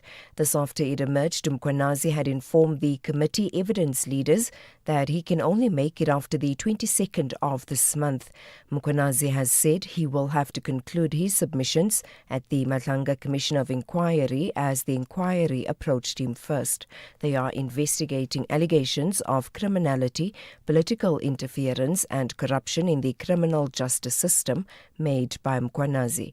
Ad hoc committee chairperson Mulapi Likhanyane announced the decision. taken a decision that the route to Sapina, Gerald Nkwanasi, is not desirable, given the reasons that have been advanced by committee members that Gerald Nkwanasi is not refusing to appear before the committee. Unfortunately, he finds himself in the situation that he is because both arms of the state, Parliament and the executive, have appointed an ad hoc committee and a commission respectively. Recapping the top story, 3 men accused of criminal activity have been killed and set alight by community members of Wallacedine in Kraaifontein in Cape Town. For SAFM News, I am Anne Musa. Outsurance will go out of their way to try and save you money on your car insurance. If they can't, ask for 500 Rand. Visit outsurance.co.za today. You always get something out. Just phone Outsurance, get a quote and see what they can offer you. If you don't save that 321 like I did, you might get a 500 or $1,000 back. Service and savings, you'll always get something out. How is it that Outsurance provided the solution for you? 918 Rand is what I'm saving. Incredible. What brought you and Outsurance together? 718 Rand. I end up saving. They gave you the real deal. It literally is the real deal. Go to outsurance.co.za now for a 10-minute quote that could save you thousands. Licensed insurer and FSP. T's, C's and information online. A very good morning to you. In your SFM sports headlines, it is rugby. Ibn Etzebeth rested as the Boks are preparing for the All Blacks showdown in Wellington. And in cricket action, Aidan Markram's men start the T20 series with a win, beating England in a rain-shortened match. The details just before 8:30. SAFM, guiding you through the rush hour traffic. Good morning. Situation on Westbury area, just west of Joburg. Fairly quiet this morning, although there is the intention, as circulated by the community, to come out and protest. In fact, I say that Fuel Road's just being closed. That's the link road coming up from Commando through to Perth Road, and there is now some pressure coming off on Deckers on Main Road into that area. So maybe things are just getting a little bit heavy in there. There certainly is some diverting pressure down through Langlata. Major delays just on the eastern side of Joburg. Major operation M2 at Denver, heavy from Heldenace. Also crash on the N3 south at Van Buren. Big traffic from Edenvale getting through Galilees into Bedfordview. Pretty heavy coming north, having a look at that as well. And then the N12 and R24 routes in from the east are heavy. Busy into Santon, William Mandela Republic Road down to Santon Drive. That's all very slow. Crash in Pretoria, N1 south at Linwood. Another crash before you get to the N4. It's a heavy backlog from Montana side this morning on the N1 southbound. Durban still queuing at Hammersdale around this earlier truck crash. That's Durban bound. And if you're Pietermaritzburg bound, Keyridge, Cliffdale up to Hammersdale, quite slow going as well. Cape Town crash, R300 north at Stellenbosch Arterial, traffic packed from the N2 highway, routing into that one. If you're leaving Athlone, a lot of traffic to get through Jan Smuts Drive, sitting between Klipfontein Road and Gunner Circle as you get into Epping. With your traffic update, I'm Rob Byrne.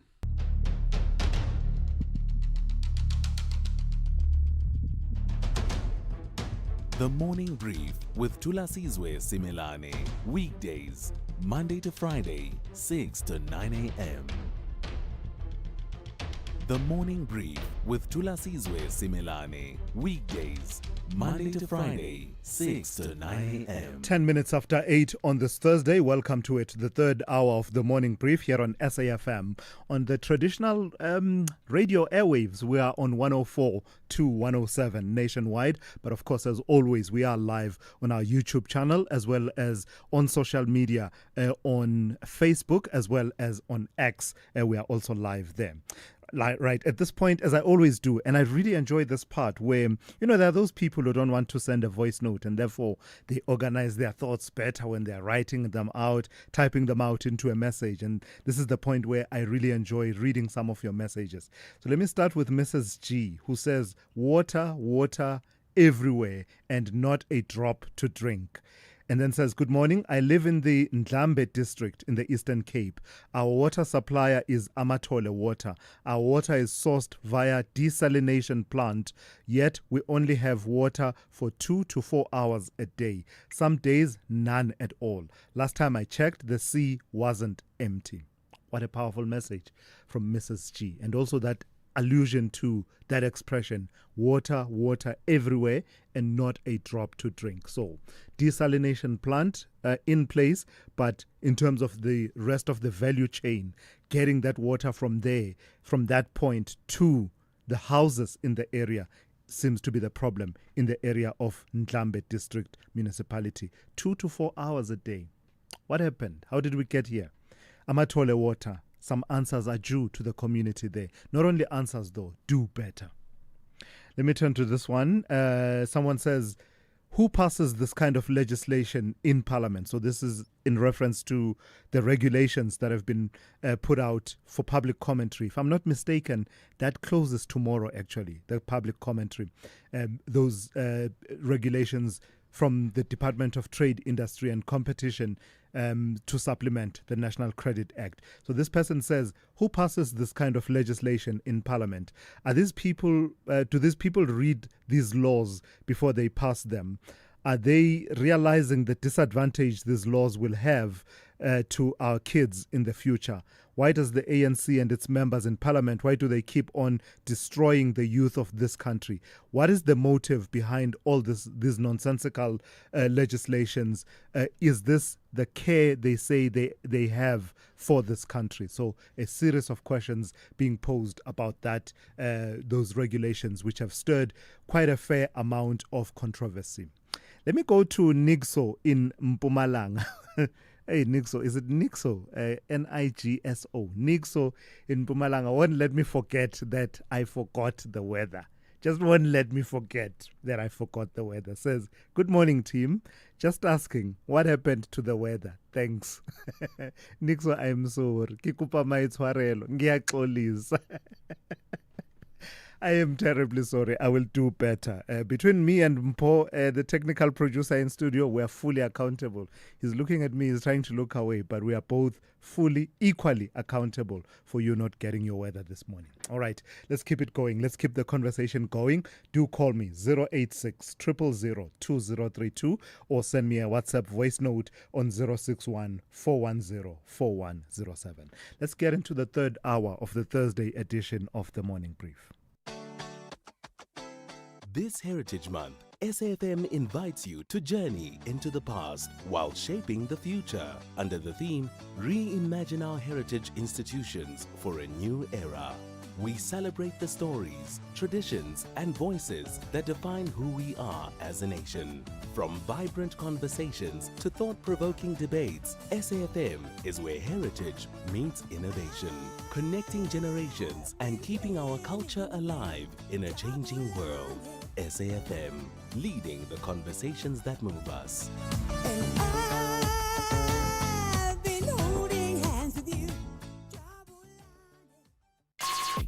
Call Thulasizwe now, 086 000 2032.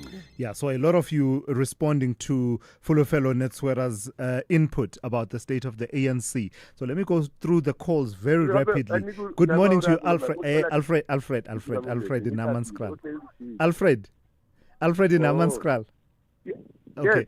Hey, good morning. You're talking to me I'm not busy. And other people, eh? Yes, I'm not busy. Yes, I was morning, just saying, talk to me, yes. I was just saying, there's a company called North. I'm supporting that guy because yes, during the company called Northwest Star, that company previously was called Tazana Transport Holdings. During the time of Mangope, that company, the bus company, was performing well. Now, as I'm talking now, the employees, it's more than a year that they've not been getting their full salaries every month. Sure. As I'm talking now, the company, the employees are on strike, you see, because they are not getting paid. Think of the passengers. They are boarding taxis. The passengers from a place called Lisitswana to Centurion, boarding a taxi every day. Where is getting that money? All right. Alfred making his point, but I think we then lost Alfred on the line. In fact, all the other calls that I have at the moment have to do with that same issue. So let me go to Tabiso in Polokwane. Good morning to you, Tabiso. Good morning. I think it's unfair. I mean, I've listened and you said that all the towns in our country are in ruins. Everything is just bad, apartheid or whatever happens before or the apartheid era was good. And mainly, those who normally say those things, many of them actually have not even lived under apartheid and saw the brutality of apartheid, which denied the majority of black people opportunities, which denied the majority of black people, opportunities, some of them to be able to be afforded proper education in this country. I mean, if you look in terms of the improvement of ordinary lives of our people, you'd realize that majority of our people's lives were able to improve post-1994. You'd remember the document, and I think the article which was written by the former President Mbeki, when he wrote about the two nations, the other one being poor, the other one being rich. But in reference to the East and West journey, to say the other helped the other.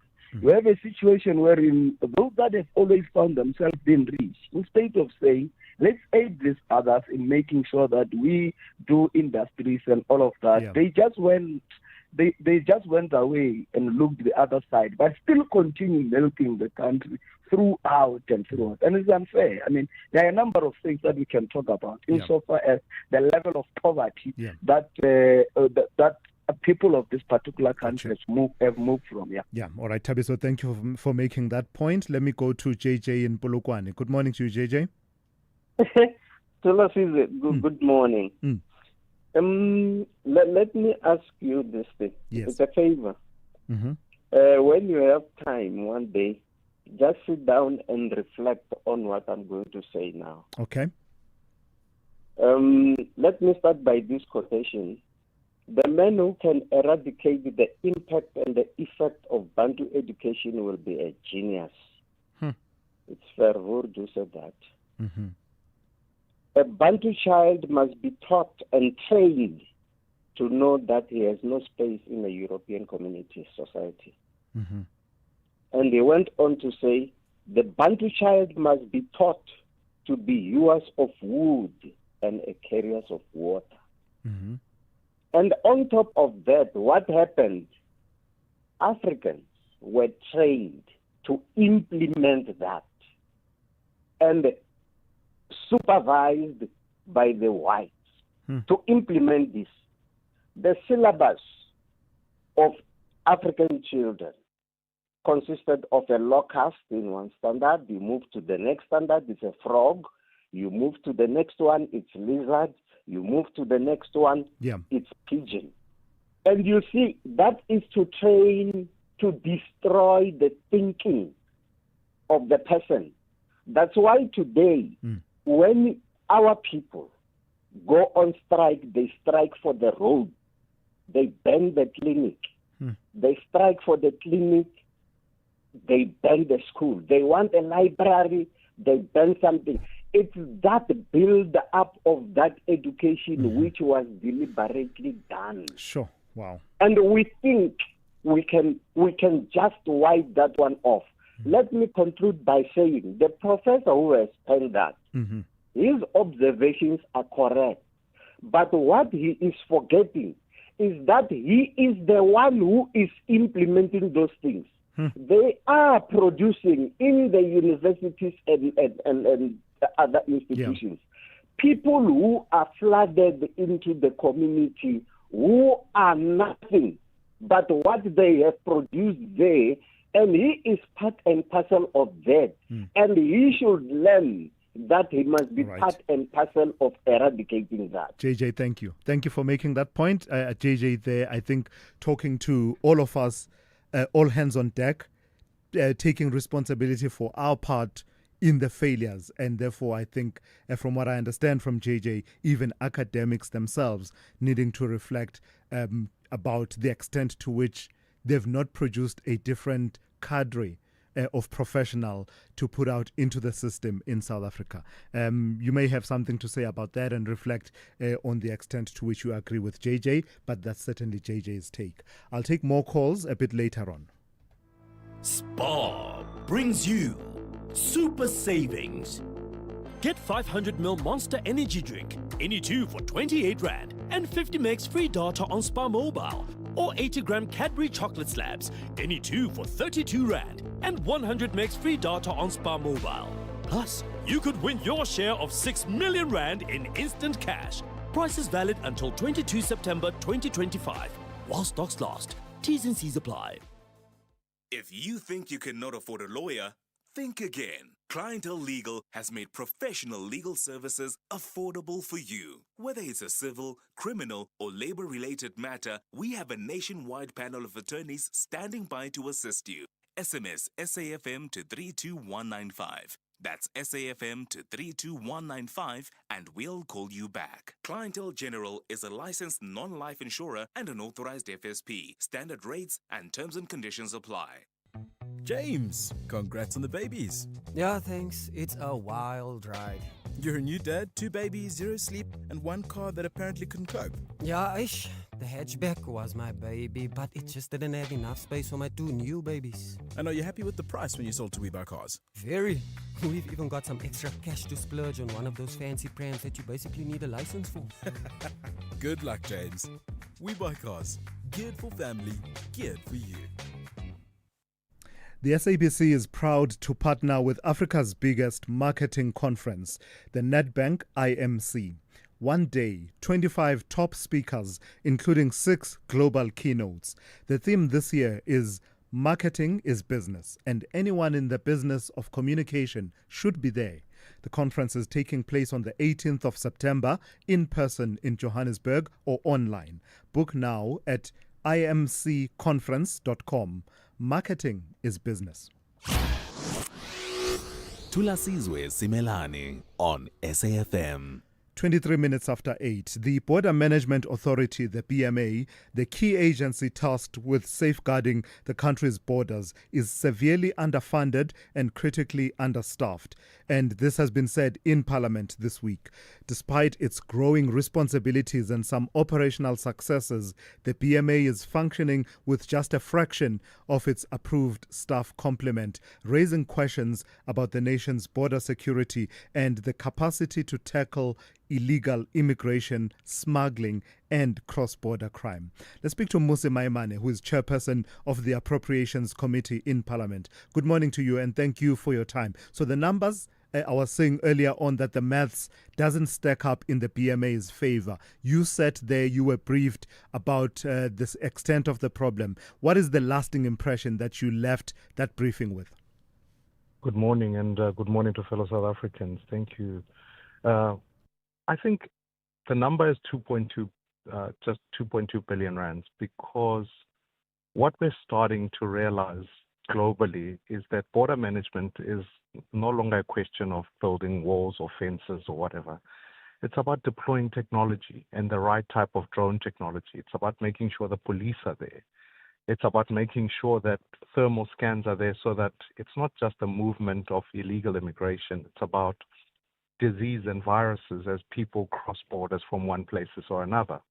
It's about making sure that even livestock that comes through is done properly. But the lasting impression I've left with is the opportunity that it presents. We often hear politicians use rhetoric about immigration, etc., and scream from the rooftops, Abahambe, etc., etc. But they forget the fact that at its most basic level, we have to secure our borders so that we can make sure that tax is not illicitly trafficked, goods are not illicitly trafficked, and ultimately it's also about making sure that economic cooperation is done in such a manner that it can prosper this continent. So I think we can't have a political sloganeering about this issue.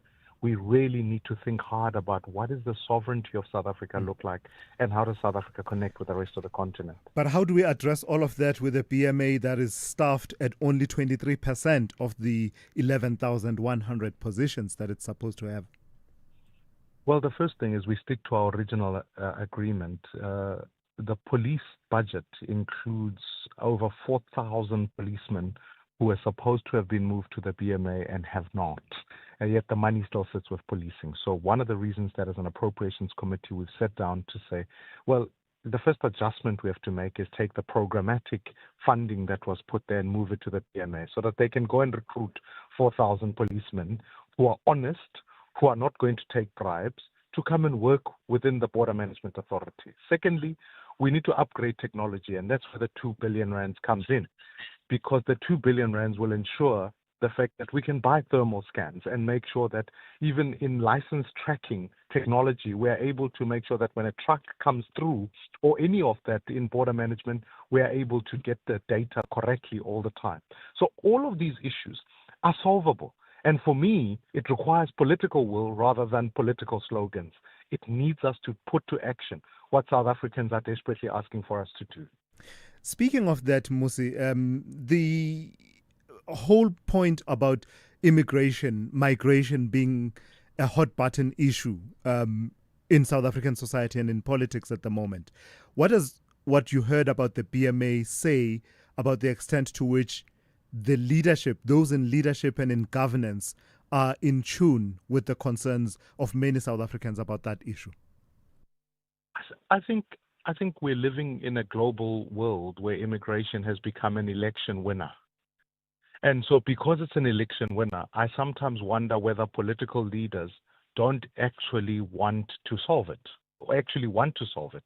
I think that they prefer a state upon which you have this issue of illegal immigration on a permanent basis, and more people can raise it as a continuous issue because it benefits politicians. What we desperately need is to not make it, as I say, political, but really indeed come back to a point where we make it a governance issue and achieve the things that we need to achieve, fix the problem.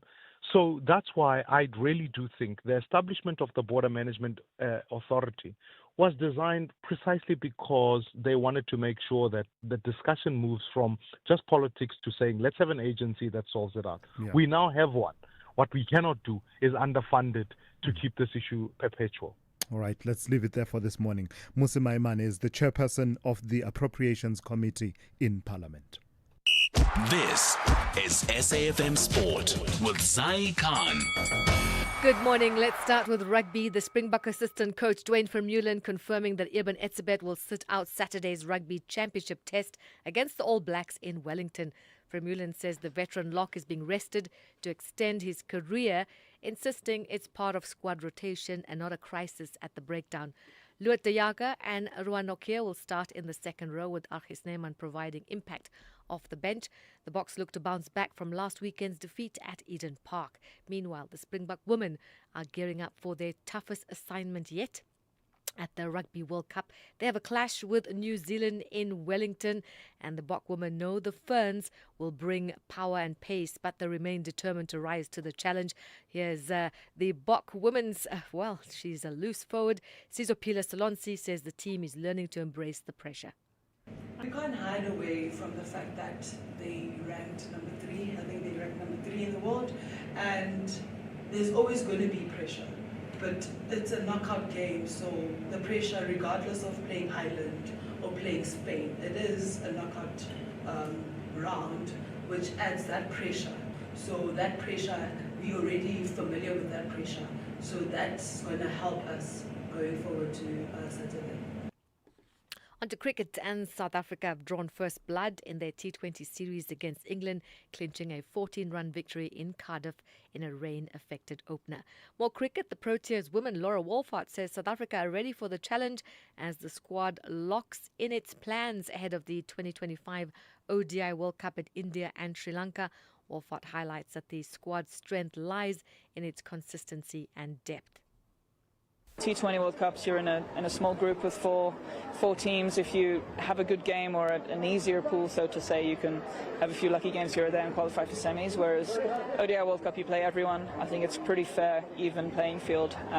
We'll have to play good cricket for the full 5 weeks that we're there. I think if you make the semis at the end of that, you've played good cricket and you're a good side and deserve to be there. So I think it'll be very important for us to stay present, stay focused one game at a time and take it as it comes.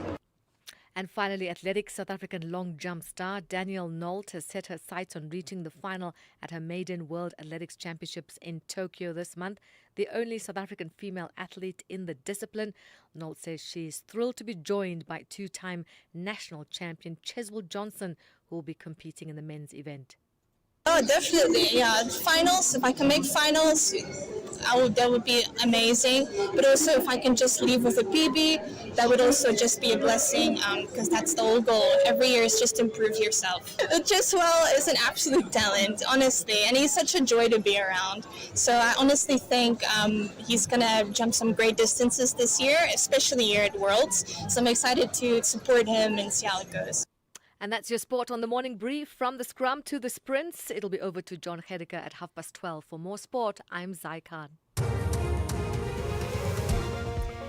Good morning, I'm Anne Musa. In the headlines, 3 men accused of criminal activity have been killed and set alight by community members of Wallisdean in Kraaifontein in Cape Town. Police spokesperson Andre Trout says the community killed the 3 victims, believed to be in their 30s, last night. Public Works and Infrastructure Minister Dean McPherson says he also has questions about the 800 million rand oxygen plant tender awarded by the Independent Development Trust. He was asked for an update on the saga by economics cluster ministers in the National Assembly. And today, 3 years since the Jagersfontein Dam failure, residents are still awaiting full compensation for property damage. I'll have details on these and other stories at 9.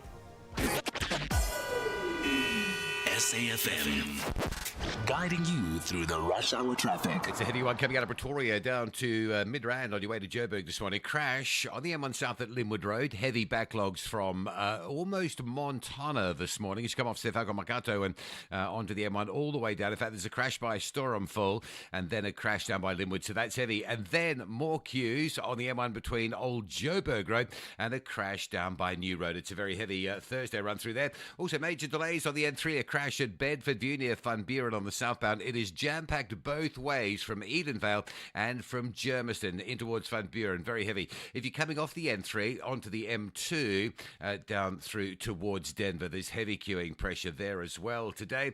Durban, heavy up through Spaghetti Junction and onwards. Breakdowns just after 4 level and up by Queen Nundy, so extra delays there. Crash on the N2 south at Kwamashu. Delays coming through from the Gateway side. And at Hammersdale, a truck overturning earlier causing delays Durban bound. Also breakdown at Market Road causing a big delay out of Pietermaritzburg this morning. Cape Town, R300 north up towards Stellenbosch Arterial. Crash there still causing some delays. Marine Drive easing up quite nicely this morning. The worst of Marine Drive traffic is your line up through Pardon Island to the N1. With your traffic update, I'm Rob Byrne. The business update on SAFM. Let's say good morning once again to Ndauling Lichela. Ndauling, let's start in the construction sector. Tell me about confidence levels in that sector in the third quarter. So confidence levels, they took a dip. This is according to the FNB BER Building Confidence Index, which dropped 1 point to 35 in the third quarter, indicating that 65% of industry participants are unhappy with current business conditions. Now, this marks the third consecutive quarterly decline. Main contractors saw an 11-point surge in sentiment, driven by stronger residential demand and profitability, as well as a rebound in non-residential construction. But quantity surveyors and building material manufacturers experienced declines in confidence. Now, according to FNB senior economist Siphamandla Mkhwanazi, building activity has returned to average levels after a disappointing second quarter. The non-residential building sector is showing signs of improvement after a prolonged slump. While Stats SA data revealed a 10.8% annual slump in building investment in Q2, survey responses suggest a more modest decline in the latest quarter. Mkhwanazi notes that it's too early to draw firm conclusions as part of the decline reflects base effects. He further added that building activity may face increased pressure due to the decline in architect and quantity surveyor activity, but the improvement in non-residential builder order books suggests a slow and consistent improvement in building work will likely continue. So confidence slipping in the construction sector, but the property sector is buoyant. Tell me about Growth Point and their expectations for the sector. And just on the back of the morale around the property sector, Thulas, it was interesting to see some of the commentary from the group CEO of Growth Point, Norbert Sass, speaking on new developments and saying that in some regions, actually, the environment is quite ripe for those new developments. Now, South Africa's largest real estate group is confident about the property market in particular, saying the sector is in a growth phase after years of a sluggish market. SAS says interest rate cuts and lower inflation have played a part, really boosting property fundamentals. And this was evident in the company's annual results, with distributable income rising 3%. The group says a strong showing from its SA portfolio was behind the rise, and that portfolio showing strength in all three subsectors, that being retail, industrial, and office.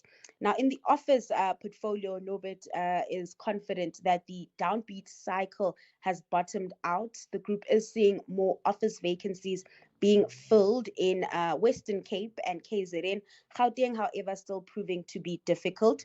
Moving forward, Growth Point says it's taking a region-based approach, and it sees more growth in the Western Cape, and that, of course, anchored by one of its biggest assets, V&A Waterfront, and so most of its capital expenditure will be spent in that province.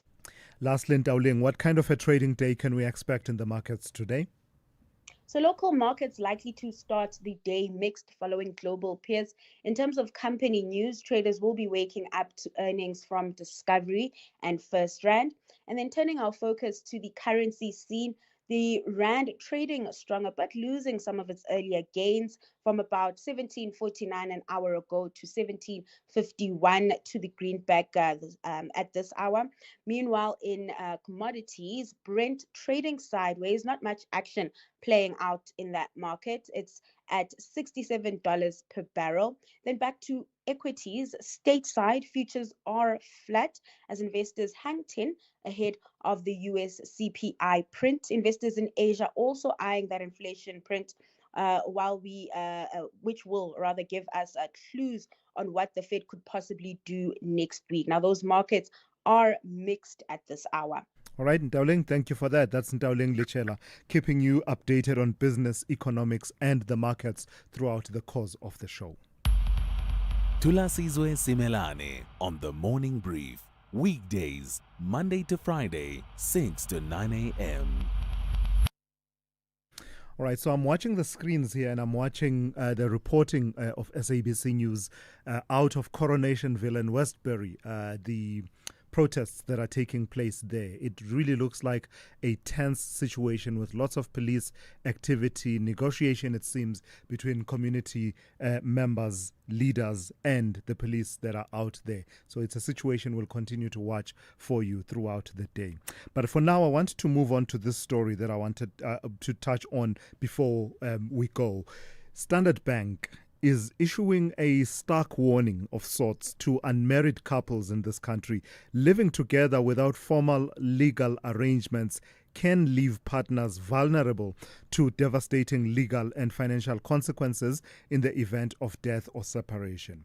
While more couples are choosing to cohabit before or instead of marrying, South African law still does not automatically recognize these partnerships, meaning that no guaranteed rights to inheritance, estate claims, or spousal maintenance arise. We were meant to speak to Shaga Zwane, Head of Insurance and Fiduciary at Standard Bank, just having a bit of a difficulty in terms of connecting with Shaga. Let's see if we can keep trying, and if we can, we'll then give you that interview before we go. Call Thulasizwe now, 086 000 2032. Right, let me start with one or two of your voice notes. Let me start with the one wanting to respond to the Department of Trade, Industry and Competition and those regulations that have stirred controversy around the National Credit Act, as well as one or two voice notes about the protests in Westbury and Coronationville. Morning, Thulas. So is the DTIC then saying what a 21-year-old student who has a student debt of about 500,000, that is a reflection of the student's debt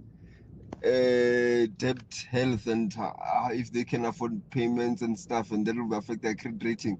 that is nonsense argument. I mean, mostly, I mean, an 18-year student or 17-year student who have access to that money in the first place. So what is this?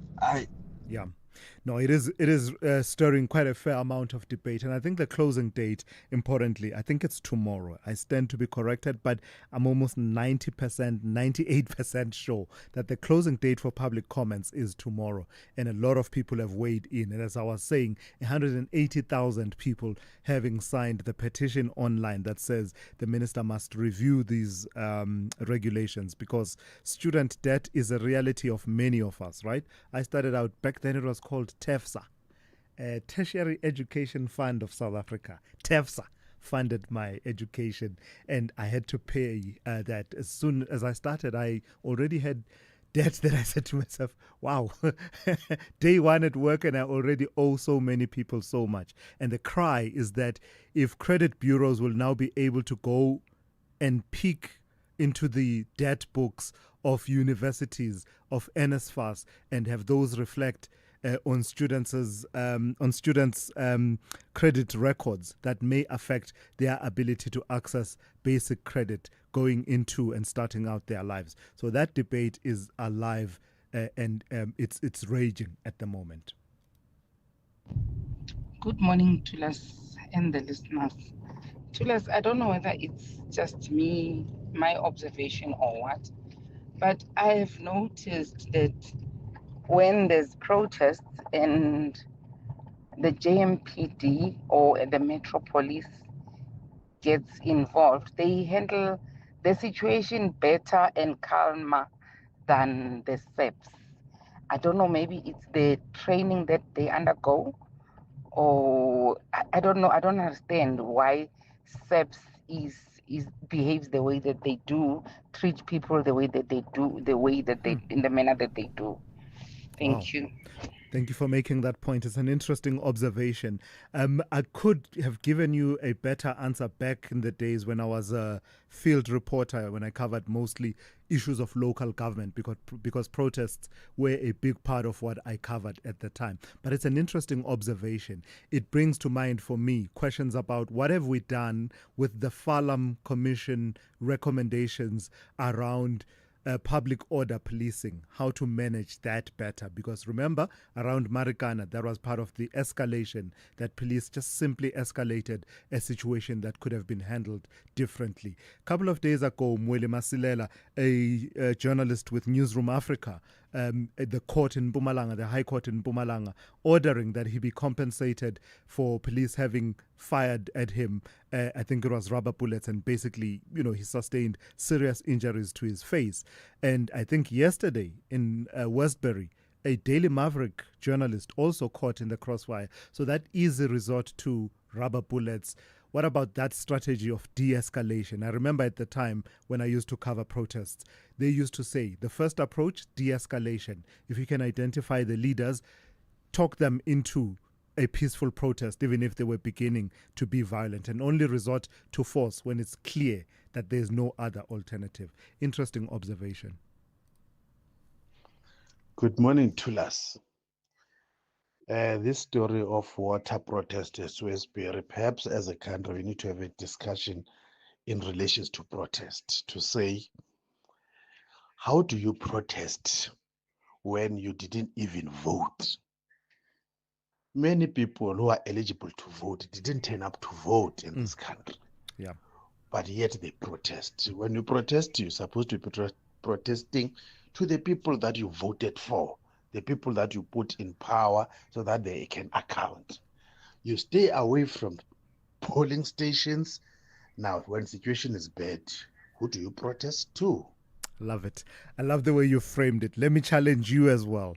Isn't staying away from the polls another form of protest as well, in that you are protesting the entire system, that I don't have confidence in any of these political parties or in the system itself?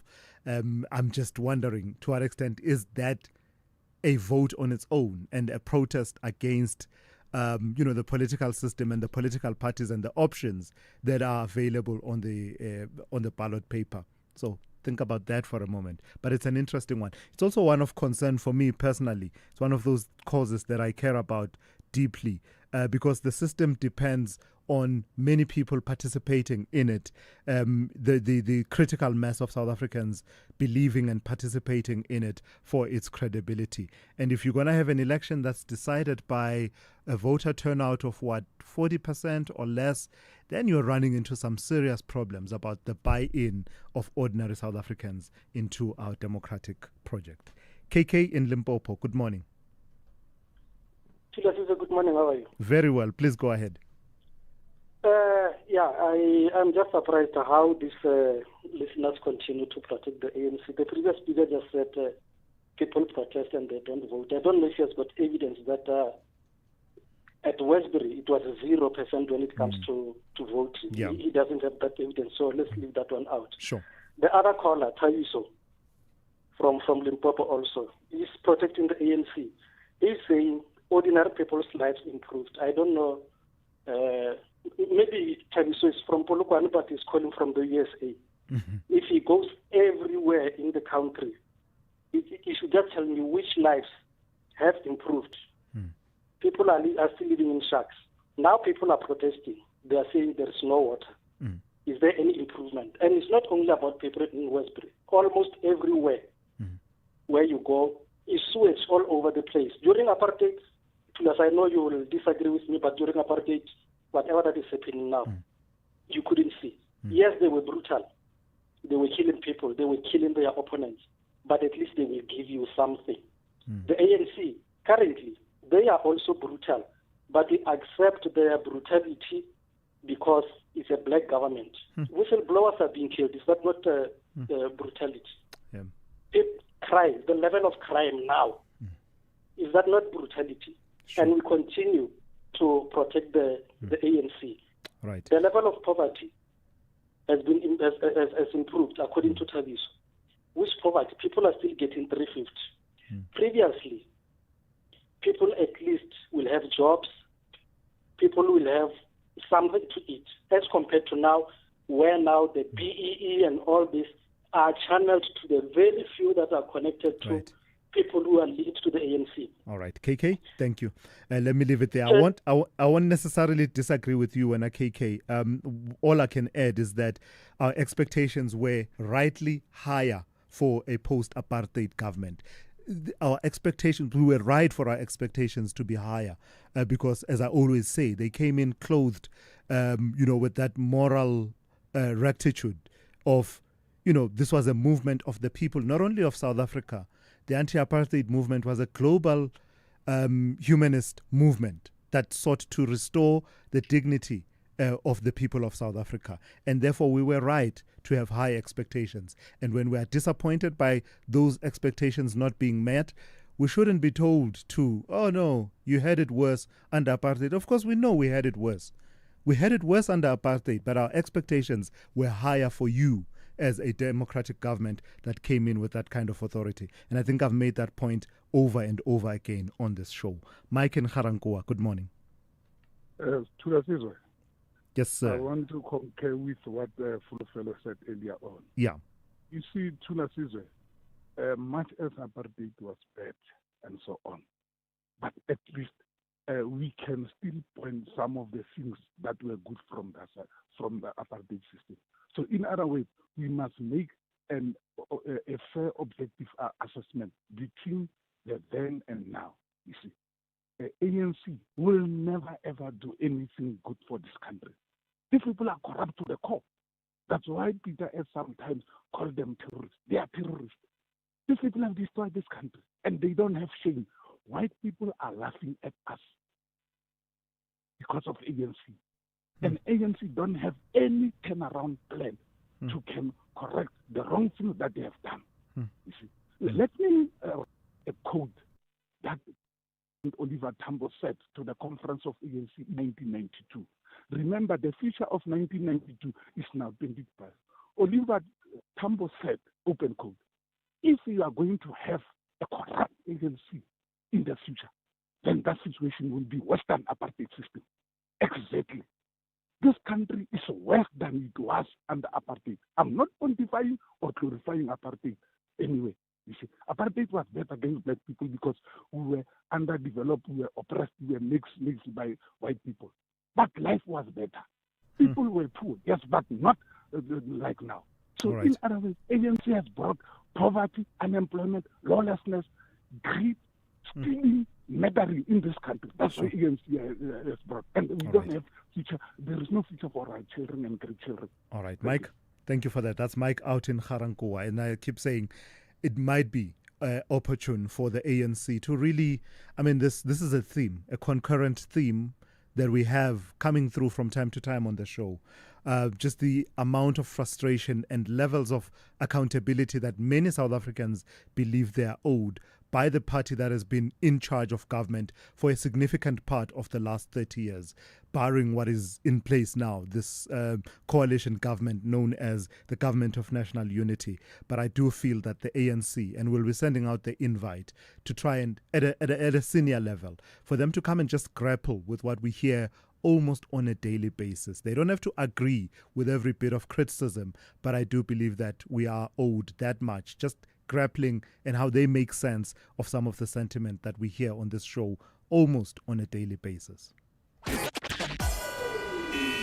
SAFM, guiding you through the rush hour traffic. We've been advising you to stay off the M2 this morning, coming from Germiston off the M3 in towards Joburg. From Heldenace, it's backed up all the way through Cleveland and down to Denver. We've just got our first video look at that. You can have a look on Twitter at TrafficSA and see just how extreme that backlog is. There's a massive operation at Denver, and all of that work-bound, productive traffic that's heading through to central Joburg is just being backed and stacked forever. It's just worth looking at to see what motorists are going through this morning. Twitter at TrafficSA will show you it all there, but still well worth avoiding. It's the one thing you do this morning on your commute is stay off that M2, Joburg bound from Germiston side. Also in that neck of the woods, a big crash on the N3 at Van Buren, heavy both ways, southbound from Edenvale, northbound from Germiston. Big backlogs into that Bedfordview area. Coming out of Pretoria, the N1 south, the earlier crash at Linwood's being cleared. There is now a breakdown in that area, so stays fairly busy. Solomon Mshlangu also getting a lot of complaints about big delays from Silver Lake sitting down to Olympus Drive. That is still very much on the go, very similar to what's happening on the M2 in Denver. Truck crash recovery at Hammersdale this morning. The road, or some lanes were open a little bit earlier, but they've now got one of those big truck recovery rigs in there at Hammersdale, pulling that truck out of the way. So very, very slow on your way through to Durban into that one. Cape Town easing up quite nicely. Not the worst Thursday that we've had. A little bit of traffic on the N1 from N1 City, making your way slowly through towards the city centre. Behind that Marine Drive is quite slow, just coming in through towards Pardon Island to get into that N1. And the M3, just a little bit of a sluggishness from Rhodes Drive up to the UCT exit. Rob Byrne, SAFM Traffic. If you think you cannot afford a lawyer, think again. Clientele Legal has made professional legal services affordable for you. Whether it's a civil, criminal, or labor-related matter, we have a nationwide panel of attorneys standing by to assist you. SMS SAFM to 32195. That's SAFM to 32195 and we'll call you back. Clientele General is a licensed non-life insurer and an authorized FSP. Standard rates and terms and conditions apply. Do you know what's hiding behind colorful packaging of unhealthy food? Big food companies target children with unhealthy packaged foods that hide high levels of sugar, salt, and fat, which could lead to heart disease, diabetes, and hypertension. But the truth is hidden from consumers. Front-of-package warning labels are a proven solution to help consumers make informed decisions. The government must act now. We have the right to know what's in our food. Demand front-of-package warning labels. Sign the petition on heala.org, HEALA.org, by 30 September. Call Thulasizwe now, 086 000 2032. Let me take a call from Yanga in Cape Town. Good morning to you, Yanga. You've been holding for a while, and I appreciate that. Thulasizwe, I was about to give up. To never ever give up, Baba. That's not the spirit. Go ahead. Yes, but no, to Thulasizwe, we must commend, the NPA for securing that 20-year sentence, on those Chinese foreign nationals.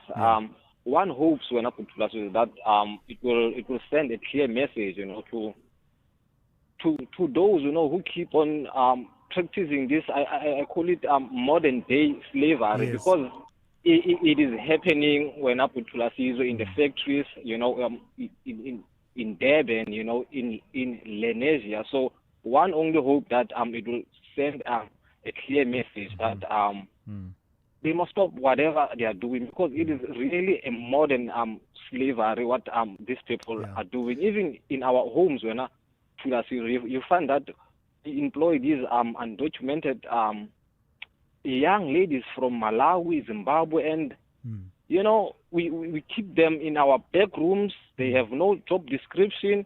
They knock off once the madam family have gone to bed. They wake up at 4 o'clock to prepare for the family. It's terrible. So I really hope that the sentence will send a message. Thank you for that, Yanga. Did you hear the lady that was addressing media inside the courtroom when she was saying these people that they have simply worked for the boss? The boss is still in this country and is still has not been arrested. What did you make of that? Yeah, no, it's interesting, it's It's concerning. Yeah. Hopefully there's follow through on those allegations. Okay. All right. Thank you. so Thank much. you, Yanga. That's Yanga out in Cape Town talking about that sentencing that we saw yesterday and the scenes that played themselves out post that sentencing. Let me take one or two voice notes. Let me take this one. It's interesting. Someone wants to talk about the Johannesburg mayor, Dada Morero. Good morning, Thulasizwe. It's Anonymous here. If you remember, 2 days ago, I said I wanted those as a comrade really passed those courses from University of London. Look at that Morero. He says yesterday he was saying he's waiting for a report. Which report? As a mayor, you are a town planner. You know your city in and out. That's what they feel. I don't think they've passed those courses. Never. Hey, okay, I hear you. But until the contrary is proven, you and I really don't have any basis to question their qualifications. But the point, on a serious note, the point you're making, there's education on the one side, then there's leadership on the other hand. Your style of leadership. Are you hands-on? Are you on the ground? Are you in tune with almost every facet of governance? Obviously, you can't be at operational level, but there must be a sense that you evince of being in tune and in touch. And I don't think that's covered it might be covered in the curriculum, but I don't know if you can learn it, right? Isn't it something that's innate in you, your style of leadership, I suppose? Good morning, Thulas and SAFM listeners. Thulas, to the gentlemen that are ANC supporters, if they want to know what is actually happening in this country under their government, they need to go to the border gate. How long can it take, Thulas, to process people from another country? A whole bus that is full of people. How long does it take in our border gates to just bring them in? They need to go there, Lucy in Gauteng. Good morning, Thulas. It's Subhashan from Durban. Just want to say I have no affiliations with the ANC. I'm not a member of the ANC, or I'm not a member of any political party for that matter. But I think the organization as a whole is a good organization, but the people that they got running it is a massive, massive problem. I think if we can get the organization and all the corrupt people in that organization out and get good quality professional people to run this country is a beautiful country. All right, I've got to leave it there. Thank you for listening and thank you for your robust engagement as always. The Talking Point is up next here on SAFM after the news with N. Musa. I'm Thulasizwe Simelane and you've been briefed.